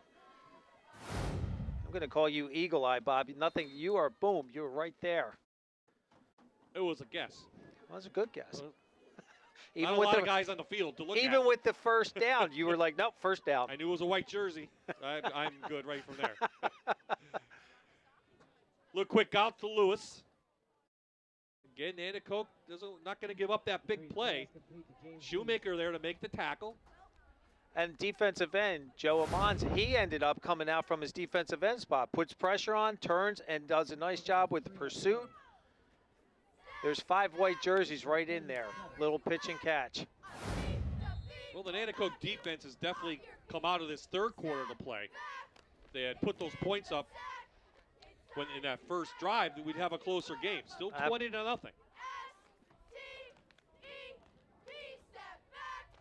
They'll reset the tight end to the left side. Quick around to Pigeon, cuts it back. Look, wow. Had a nice hole and closed quickly. Schakowsky and Amons makes the tackle, but Lakeland's inside the Manuka Subaru red zone of the 13. They tried to get everybody. They motion, they trade the tight end, then they bring the motion across with the speed sweep. And the way that Thomas Pigeon can cut on the dime, I didn't think he was going to be able to do that the way that his ankle looked just not even a minute ago. 18-yard gain for Pigeon, who came in with 60 yards on the ground and a touchdown. We'll add to that some more. So Dipri and company with a nice drive together. And he's going to come up on timeout. I think he got the timeout before the ball moved. 4:29 left in the third quarter. Lakeland trying to put this one out of reach with a touchdown. On that play, C.J. Dupree, he gave the motion. He lifted his heel to tell one of his receivers to come in motion, and they didn't move. And I think that's what caused confusion and the timeout. A little update from Dallas. 12-0 Valley View. So here are the 3A standings. This involves the Lakeland Chiefs. It's very tight in there. So that's why this game means so much. Prep, we said tonight, winning. Wyoming area is right there. We'll see them in a couple weeks. Western Wayne, Lakeland. Lakeland has to play Prep next week, then Dunmore. And then they could end up 6-3 overall. But, they want that first round home game. They do. They really do. And this is going to be interesting the way this is playing out. If you look at the point total for them, this game here is critical to help Coach Wasilchek. Yeah, absolutely. Yeah. Well, you get an update from Stan Kaharski, 19-0 the score now. Valley View just scored. So after the Keystone College timeout called by Lakeland, it's first down.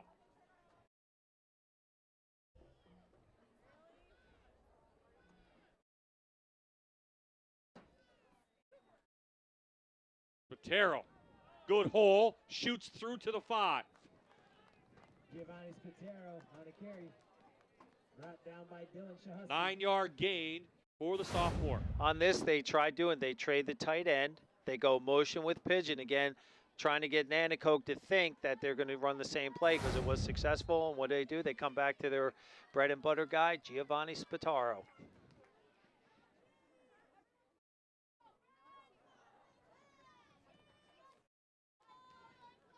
Nanticoke there for the stop. Big number, what's that, 67 in there? Yes. Henry Sidorchuk, the sophomore, 5'6", 250.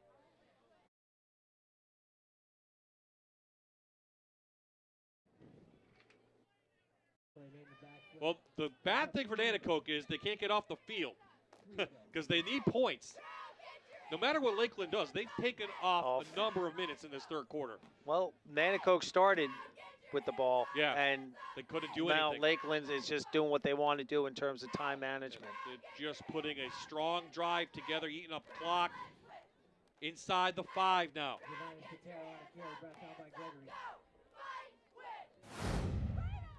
So here we go, a little ISO play with Josh Kovaleski lead blocking up through the B gap in there, which would be the guard tackle gap. Kosusilchak not going to be in any hurry. They didn't even start the play clock yet. This will be the 14th play of the drive. It started at their own 30 after that short punt from Nanticoke.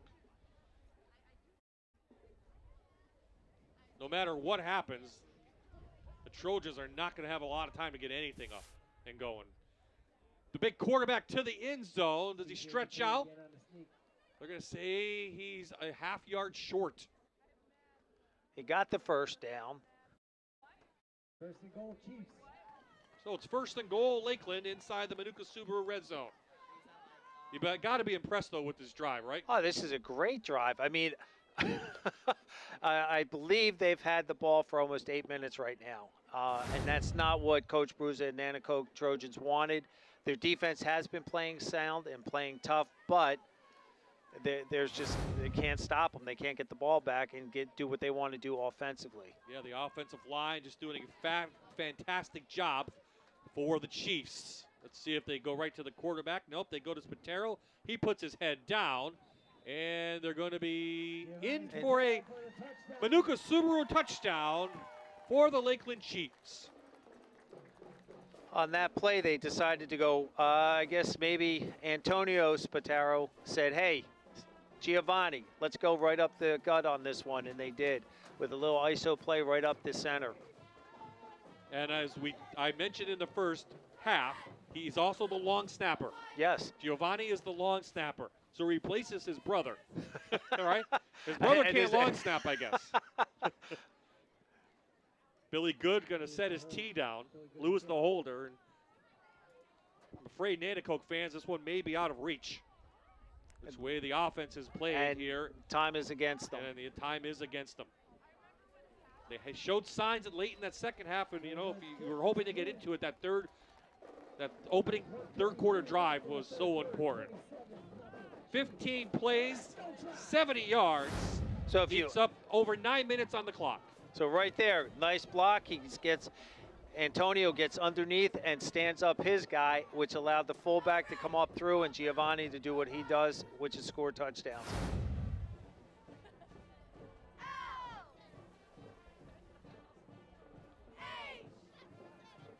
Nanticoke next week, they'll go play on a Saturday, so both teams will get an extra day's rest. They'll play GAR, and then they'll wrap up their season with their rival, Hanover area.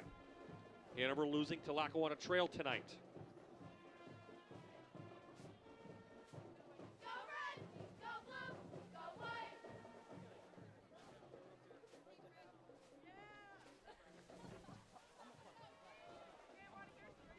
So after Nanticoke took care of Crestwood, I thought pretty easily. Was really surprised at that score. They just have not had any offense to speak of in the last couple of weeks. And give Lakeland's defense and their staff a lot of credit for preparing for this game and to be able to shut down a very good running back in Joe Amon's back there. And you said earlier it was 6, now it's almost 7 quarters they have not scored. Cook with a long kick. Backs up Amans to a 6. Excuse me, that's Grohusky. So Grohusky past the 30, and that will bring on the Nanticoke offense.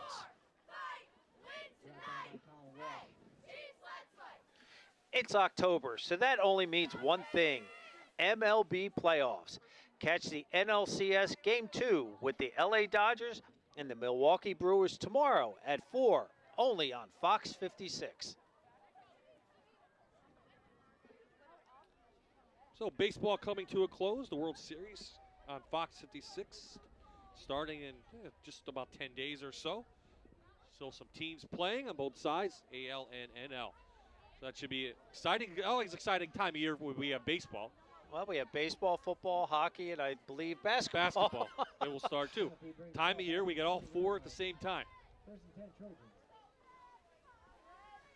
Now, when I used to live outside of Philadelphia, it wasn't a bad thing to be able to run down to the, well, I'm showing my age, the Philadelphia Spectrum, to see the Flyers or the Sixers play. I didn't see if there was a flag. They backed up Nanticoke. You saw it to the 20. And Mons with a nice breakthrough for about 13. He did he got all that yardage back. And again, I didn't see what the flag was or the penalty either. He does a nice job going to the right, bounces back to the left. Coach says he's still working on his vision. You know, he hasn't played running back coming through the system. And that's tough. I mean, especially if you were a receiver for 3 years and then to come in and put the ball in your hands literally. If he can play at the next level as he's going to break outside, it's going to be on the defensive side of the ball. You saw him playing defensive end tonight. Joe's got good size, 6'1", 215. And he actually covers a lot of field. Like I said earlier, he plays defensive end, and he shut it down, quarterback through, and he then flew out to the ball, out to the flat, which is a long run for a defensive end. So a couple of nice runs put together here late in the third quarter for the Trojans, looking to at least get some points on the board.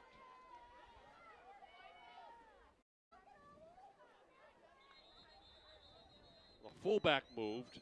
That's probably going to go against the Trojans.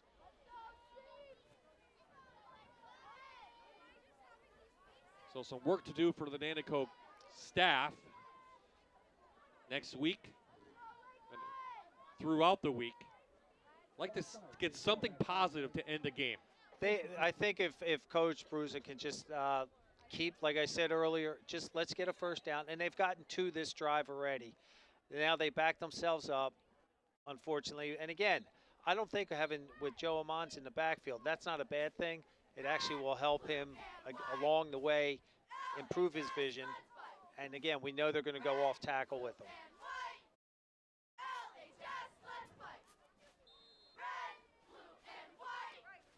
Ball now at the Trojans' 41.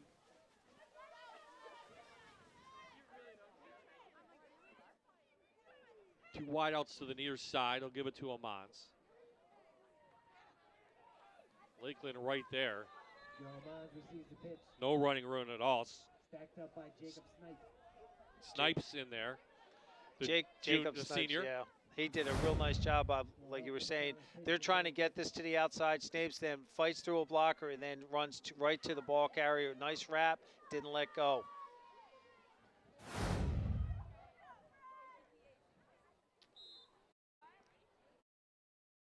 Under a minute to play here in the third quarter.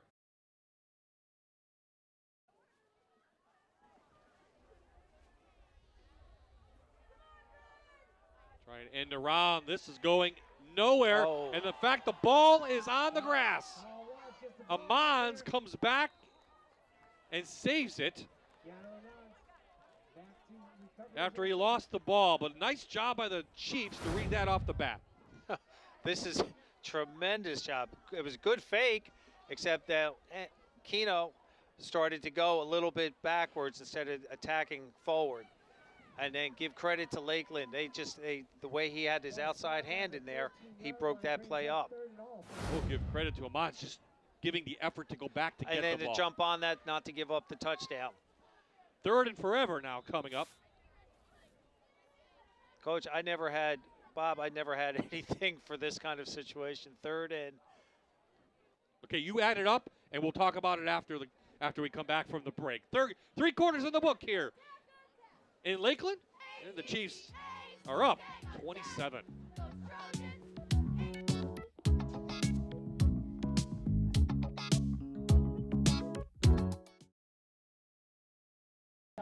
Okay, about to start the 4th quarter here at Lakeland Chiefs Stadium. And if Lakeland does hold on to win, it won't be their first win of this week. Earlier in the week, a few members of the football team participated in a boneless wing eating contest put on by Nina's in Blakely. And yes, the Lakeland Chiefs took home the trophy. And we have a picture of their smiles and their victory. 4 members of the team, and they were Colin Kloss, Walton, Cross Douglas, John Ninevich, and Nate Lowry. Get this, the 4 of them put away 8.5 pounds of boneless buffalo wings. And they get to hold that trophy for a year. Probably have indigestion for a year as well. But I'll tell you, they're going to be just as proud as winning that contest as beating Nanticoke tonight.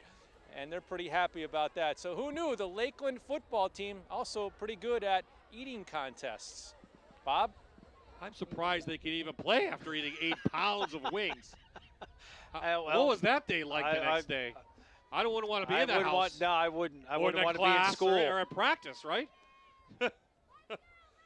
Well, congratulations, I guess, are in order, right? Flag comes in on this punt. Lewis on the return. Lewis got the ball. Everyone thought he had a fair catch signal. He did not. And what are they going to say? Another flag came in. With flags on the field, Lewis down inside the 5, and we'll figure this one out. I'm still trying to figure out how they ate 8 pounds of wings. So, well, there was. I know that there's an establishment up here that is well known in German for making wings. So that maybe they've had some training going there. Well, there's no doubt. We like the wings up here, as they say, in Lackawanna County. And but boy, 8 pounds. 8 pounds. 8 pounds. A lot of wings, boys.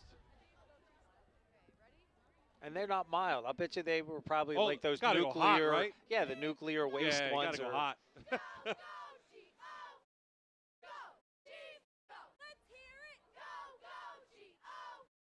Although I probably could put 4 guys out of our crew to go do that. I think they could pound out 8 pounds of wings. Was not a block in the back. That was a legal formation. You can take it back and re-kick or take the result of the play. All right?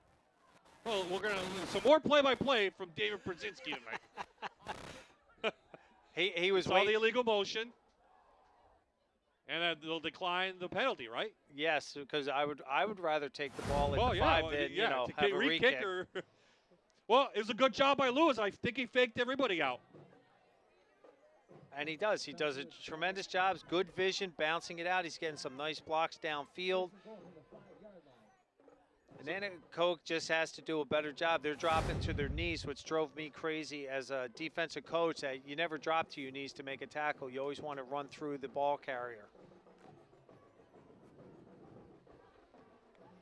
Well, it sets up 1st and goal at the 5 inside the Manuka Subaru red zone for the Chiefs after the return by Lewis. Call it about 25 yards. 35 yards, excuse me. Took it at the 40. Coach Bruiser getting a little bit of an explanation. Going to be a long ride back to Luzerne County tonight for the Trojans. And this is not indicative of how Coach Bruce and his staff prepares week in and week out. They've just, the last 2 games, they've just run into a buzzsaw. Yes, Matero stumbles. Reeves, Amand, I should say, comes from behind and catches him. So Matero slow to get up. And we talked about this, Coach Kowarski, Bob, and myself, about this late in the game. Maybe not keep these guys in. If you look right there, he was brought down on the shoulder and looked like his helmet. So, again, these guys, Lakeland has a long, long season in front of them with some great teams coming in. So, I wouldn't want to get one of my guys banged up at this point. But that being said, I don't know how much depth he really has on that sideline. Well, both teams are in the near 30 maybe each, Yeah. each team. Not much depth on either side, even though they're a little bit some bigger schools. So Michael Pigeon gets his first carry of the game. Rutaro took a break on that one as we saw him slow to get up. 2 good defensive plays there for Nanticoke, backing up Lakeland. Again, to start out at the 5-yard line, and that's a lot of pressure to put on a defense, especially high school kids. When their emotions are down, you're not doing well, you're not being successful, and they're doing a nice job. Let's see what they want to do if they give it to number 5. Nanticoke is expecting. Here comes the blitz. I think they hit Dupree's arm on the blitz, and it goes incomplete. Oh, he had pressure in his face, and again, he was backing up. And if we see the replay on that, you'll see that as he was backing up, he had people in his face throwing off his back foot. Well, good call by the Trojans to blitz, so they're going to bring in Billy Good for the short field goal attempt. They'll place it down right around the 13. 23-yard field goal coming up for Good.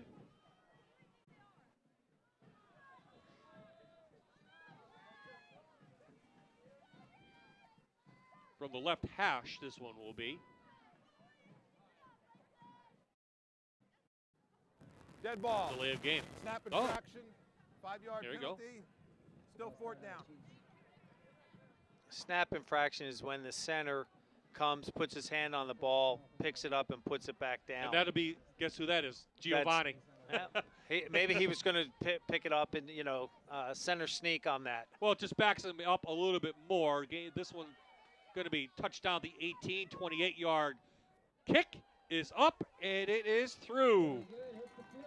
So Lakeland has a nice little drive. They add 3 more points to their lead, and now it's 30-0.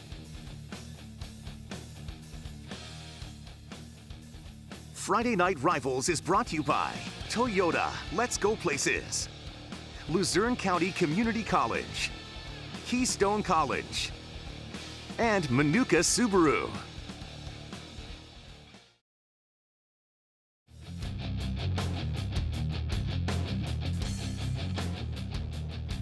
There's the kick after the field goal by Billy Good. Amans takes it up to the 36. Keystone College. Experience open house on Saturday, October 20th. Students and parents register at keystone.edu.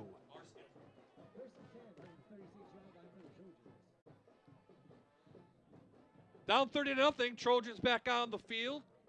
Really not much offense to speak of this half, as boy, Lakeland put a nice 8-minute drive or so in that third quarter, ate up a lot of time. It's only their third possession of this half. They didn't do anything with it the last time they had the ball. Back to Amans. And Lakeland's done a nice job containing number 4 tonight. Yes, they have. And again, their defense is just swarm tackling, and they're also keeping him inside of the corners. So that way he has nowhere to go. And you guys talked about when we were doing our vlog about winning the trench battle. And it's easy to see who won that tonight. Absolutely. And these guys, I got to give credit to Nanticoke again, because I know they're losing 30-0, but they're still going at it. And they have a freshman tackle in there. But Lakeland's experience has shown, and that's been the major difference. Amans runs by that freshman tackle and is in the open. He's caught by Billy Good, but a big gain for Joe Amans down to the Lakeland 14. On this play, it's just a toss. And again, there was great pursuit, or great angles in there from the defensive line of Lakeland. They over-pursued it, actually. And then Billy Good, that was a great effort on his part to come up and save that touchdown. But Joe Amans shows that he does have that speed, and he's not done. 48 yards for the senior running back for Nanticoke. trying to break a scoreless streak, if anything. They're inside the Manuka Subaru red zone. And Bob, you said earlier about trying to build, and this would be a drive to build on. And then again, there's eight minutes left in the game, so they know they'll get the ball back and maybe do another drive. You also know Lakeland on homecoming will love a shutout. Oh, so, big time. Little reverse. Hole closed quickly as Usher came in. And shut the door shut the door really big time. hard. There was actually a nice little hole in there for him to run that. And Dippery was there as well.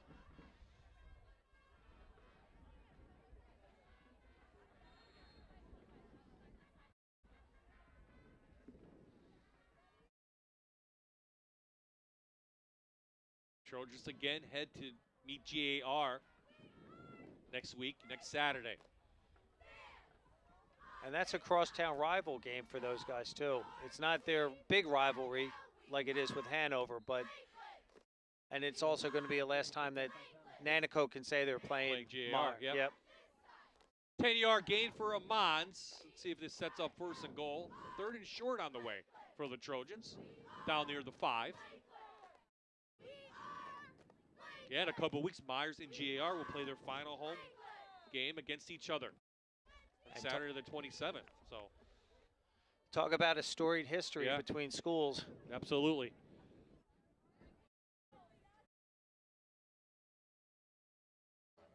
Amons.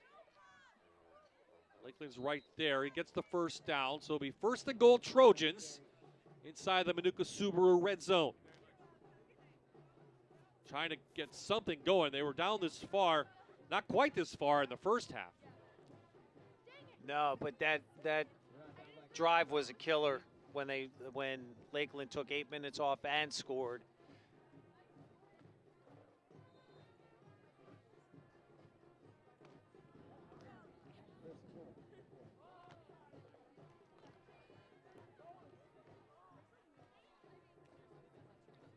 Mons trying to get a block. He didn't get it from his fullback. 2nd down on the way. And his offensive line got stoned right at the line of scrimmage, which makes it really difficult. And Nanowitz with the tackle. At 56, tried to do a full block, tried to kick out. Yeah, Gregory, the fullback, just didn't get anybody. There was nothing there. Oh, and I do see a flag down across the way. So we'll hear what the referee has to say.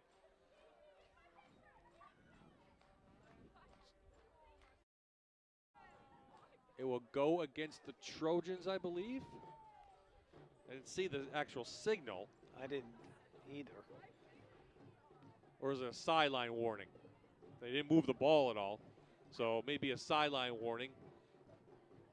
And it'll be 2nd and goal. Nope, they're going to back them up 5. So more than that. You were talking you just mentioned sideline, and I just counted up real quick.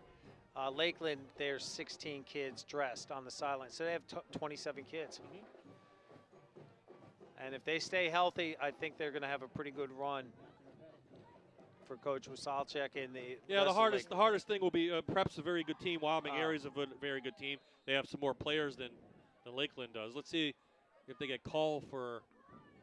Nope, player got off the field. Lakeland has a good number. Baczynski gonna try. Oh, he gets out of it. Still on his feet. And couldn't get rid of it. Finally, he's taken down by Nanowitz. Well, he got out of the one grasp, but couldn't get out of the other and didn't throw it anywhere to even get rid of the ball. Nanticoke lined up in a power I left, trying to get Lakeland to shift to the left, and they were quarterback boot on this. Here you go, open-handed fake, trying to get out. You could see it just didn't come to fruition for him. Lakeland's been really smart all evening playing defense. And there you saw Nanowitz had grabbed his right arm and took him down awkwardly. And Colby remains on the field. Hope he's okay. Yeah, absolutely. You know that the trainers are out there, and you never want to see this. You don't want to see any kid ever get hurt out here. So let's see. Here he comes. Gets his hand out, and then wonder how I think it's how he landed. Oh, almost ripped his shoulder out. Shoulder. He had his wrist, Yeah. and he had the jersey, and he just kind of spun him down. Think he should be okay, and he gets up to it. Some applause here. And he has to take the mandatory playoff because of the injury. Goes down as a sack. The ball's all the way at the 32. It's 3rd and goal. Yes, 3rd and goal from the 32. We talked about this earlier when they were in that situation. You just don't have plays for that. Especially when now you're quarterback. 2 plays. I mean, you're trying to get half of it back and then at least have a shot at this point.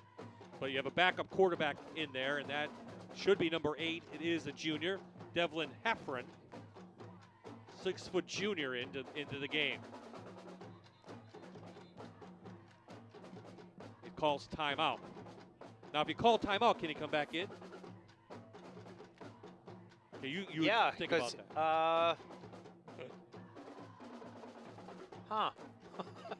Is that the question of the game? No, that's not the trivia question. But now they're going to talk it I over. honestly don't know the answer to that.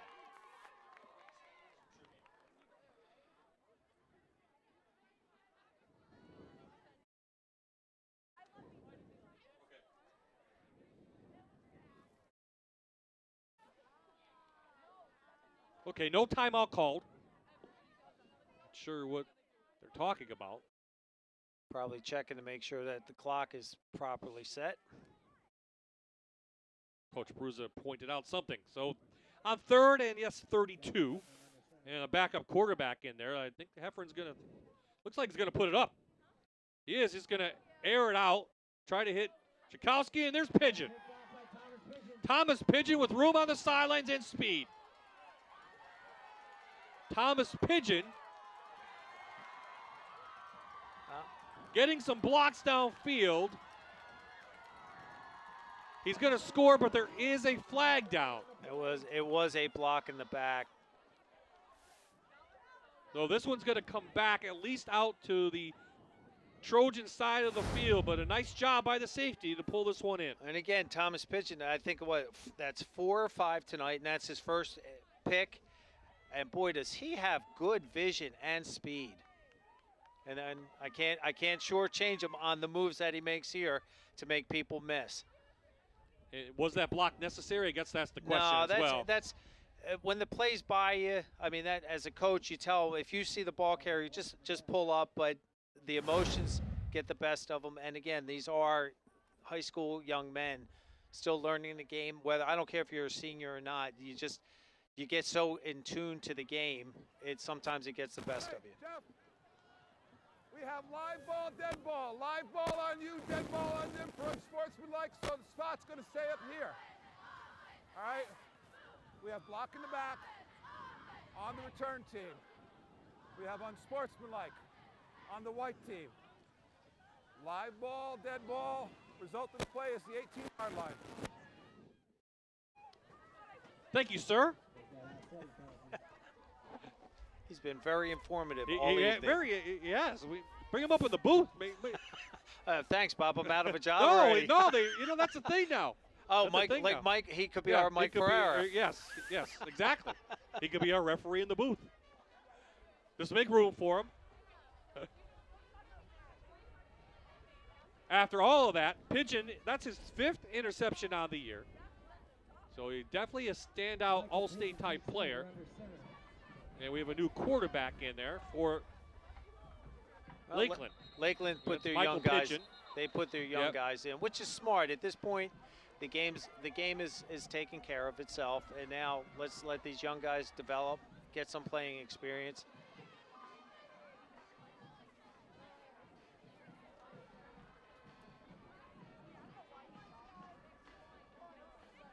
So as Lakeland has pretty much put this one away, 30-0. Paul Grippy has a special report on one of the Chiefs players. Paul? Hey, Bob, with Lakeland holding on to the shutout here, the defense takes a lot of pride in that, and one player in particular for the Chiefs defense is really going to appreciate it. Number 7 linebacker, Garrett Corner Usher. He's a senior, and he already has a sack tonight, playing a great football game, having a great season, and really thrilled just to be on the field. He went through an extremely difficult time, missed his entire junior season because he was involved in a car crash in the winter of 2017. and it wasn't too far from where we're standing. The car actually rolled over multiple times, and they had to cut the roof off to get him out. He suffered some spinal back injuries. Like I said, missed the entire 2017 season, but back now as a senior, playing great, plays with such enthusiasm and pride, and really he is the leader of this Chiefs defense. Pitching a shutout tonight, he's leading the way. Garrett Corner Usher, a very proud Lakeland Chief, just to be on the field, playing with all his heart, the way football is supposed to be played, and it's a good thing to see him back on the field. Jan, that's the kind of player that as a coach I'm sure you appreciate. Absolutely, especially to overcome that adversity, Paul. That says volumes about himself and his family. And the dedication and the love of the sport that he had. And he came in as one of the leading tacklers. He came in with 57 tackles on the year. That definitely leads the team for Lakeland. They're happy to have him back. And that's an inspiration for the other players to not quit and work extra hard. Pigeon to a first down. And to follow up Paul a little bit, there was an accident up in the Susquehanna County area, we understand. It canceled the Dunmore-Susquehanna football game that's been moved tomorrow. For what our reports from our news staff is, and the players are all right, the kids are all right. Not sure who's involved. Not sure who's involved, but they're okay, and they're going to play the game tomorrow night. So we are happy to hear that everyone involved is okay as of now up at Susquehanna High School. Fourth down coming up here for the Chiefs. Nanticoke's going to hold them and take over on downs. So Nanticoke's going to fall to 3-5 overall. Pittston area, as I said, is losing tonight to Prep. North Pocono is they're playing Coughlin and winning. Yep. I didn't see the West score yet. We know Valley View is taking care of Dallas. Last report, 33-0 Cougars. So they pretty much wrapping up that top seed in 4A. It's probably going to be Berwick and Dallas. Now Berwick and Dallas play next week. And Berwick is winning. And Berwick is winning. Up 33. So that's an earlier. important game right there. But you would think it's going to be Valley View and either Berwick and Dallas. And 8 teams get in this playoff. So there's 10 teams in the division, in the conference, in the class. 8 get into playoffs. So if you have a losing record, Nanticoke might, they're going to get into playoffs. And it's unfortunate. I understand PIAA's stance. They would like to see more teams in. It keeps the involvement for all the schools going. But how fair is it to have a team, especially if you're number 8, going up against Valley View? Yeah. Well, and you that's play tough. for that. Yep. You want to play to try to make playoffs, and anything can happen.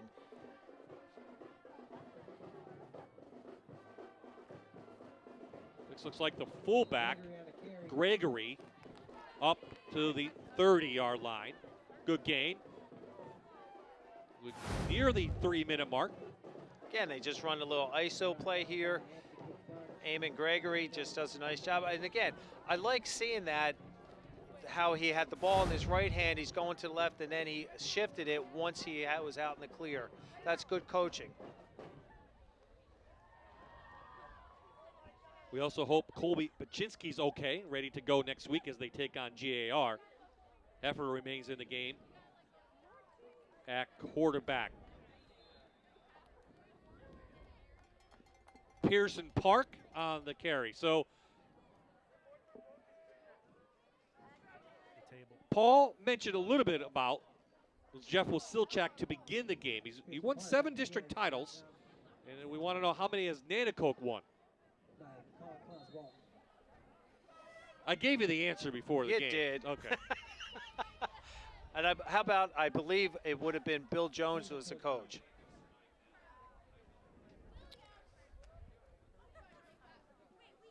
I think we'll give you the answer know. in a second. Wait, Paul, no, Paul, I don't want to hear from Paul. You don't want to hear my answer?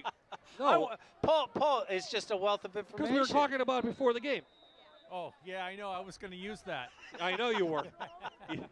you cheater. Okay. Hey, he didn't pull his phone out, so I think it's fair. Hefford on the carry. Flag on the play. There's a flag down. So Jeff Wasilchak, again, won district titles. But how many does Nanticoke have officially? The answer?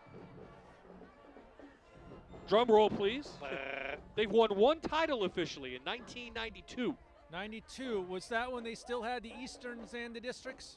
They did have the Eastern Conference and the districts. Yeah. Okay. Who went on the states had the better record, and I think it was from the Eastern Conference, right, Paul?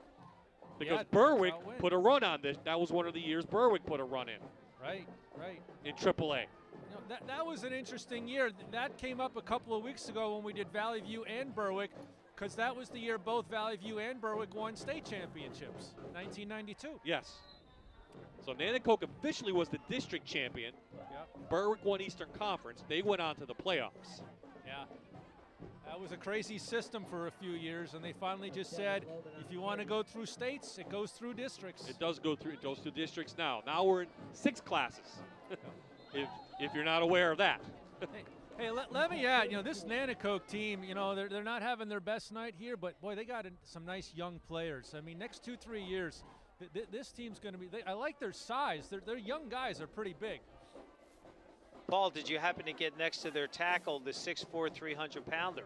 Yeah, I mean, freshman. Practically blocked out the stadium lights. I mean, do you think he has any growing left in him? He's a big guy. I just couldn't imagine being mom or dad with that food bill. And I talked to Coach before the game, and he said he's already getting some attention from collegiate programs. And obviously, it's early, but it's not easy to find guys that size. So when you find one, you keep an eye on him. Yeah, absolutely. They'll keep an eye on him for next couple of years. And it doesn't hurt when you have a back like Joe Almonds in there and his brother Keanu. Got the players of the game? Not yet. Heffron going to carry this one over on first down, and this should just about do it here at Lakeland Stadium. Nanticoke will drop to 3-5. Lakeland, with prep on the horizon, will improve to 6-2. And again, looks like both teams will at least head to their playoffs in the next couple of weeks. So at homecoming, the Chiefs get it done in front of their hometown crowd. The final score will read Lakeland 30 and Nanticoke nothing. Paul going to track down our players of the game. And I don't think it'll be any secret who one of them is. He did have a good night running the ball, and he was one of our spotlight players. And the other guy just had a nice interception. Yes, he did. And the defense, got the shutout they wanted. And the way that defensive player of the game, he just had the 3 breakups in the first half alone, and then he just had that wonderful interception to help Lakeland preserve that shutout.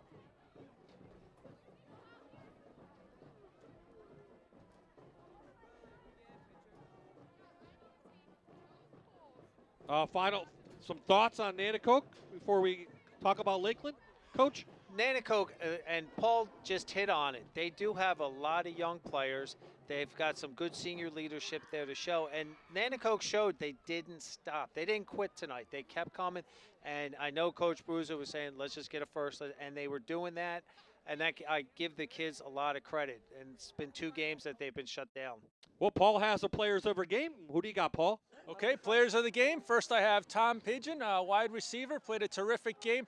A lot of passing in this game. Coming in, did you expect to pass this much? No, we did not. On film, they looked like they ran a lot of wing T, and we were expecting the run, sweeping outside, but we stopped that early, and they had no other option to throw the ball. Okay, so how's it feel to be here week 8 to get this win, and how's the season progressing for you? What's this win mean to your season? This is great playoff points. They're a 4A team.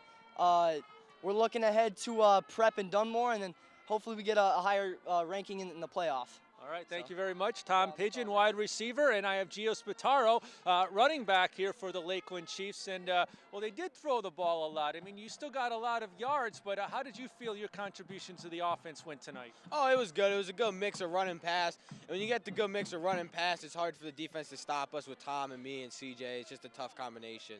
And you got the shutout tonight, too. What kind of pride does the defense take in that? Oh, very much pride. They came in, I thought they were going to run the ball, and we shut them down pretty well, which is good. It was good to see. We're very physical tonight. Yeah, all right, good. Thanks. Good game. Gio Spataro, Tom Pigeon, those are your players of the game, and Lakeland comes away with a lot of points and the shutout. They have to be proud of that and looking good here in Week 8. Bob?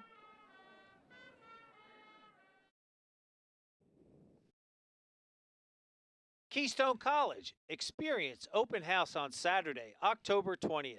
Student and parents register at keystone.edu. Spataro, a nice night over the 100-yard mark, over 150 yards of offense. Dippery threw the ball pretty nice, but really, I think the gold medal goes to the offensive line tonight for the Chiefs. It really did. They just handled the size of Nanticoke's kids and opened up those holes to allow Giovanni to do what he does. And even C.J. Dupree had a good day or good evening throwing the ball. For us, and I know for the crew, I didn't see one snowflake, and they should be happy about that here at Chapman Lake. That's the final score, 30-0. Lakeland with a big win over Nanticoke. Next week, hey, we're headed back to the Heartland Conference, a big 3A matchup in District 4. It's Lewisburg at Central Columbia. We'll see you next Friday at 7 o'clock right here on My TV. For the entire Fox 56 Sports crew, for Paul Grippy, Jan Sechak, this is Bob Ide saying so long from Chapman Lake.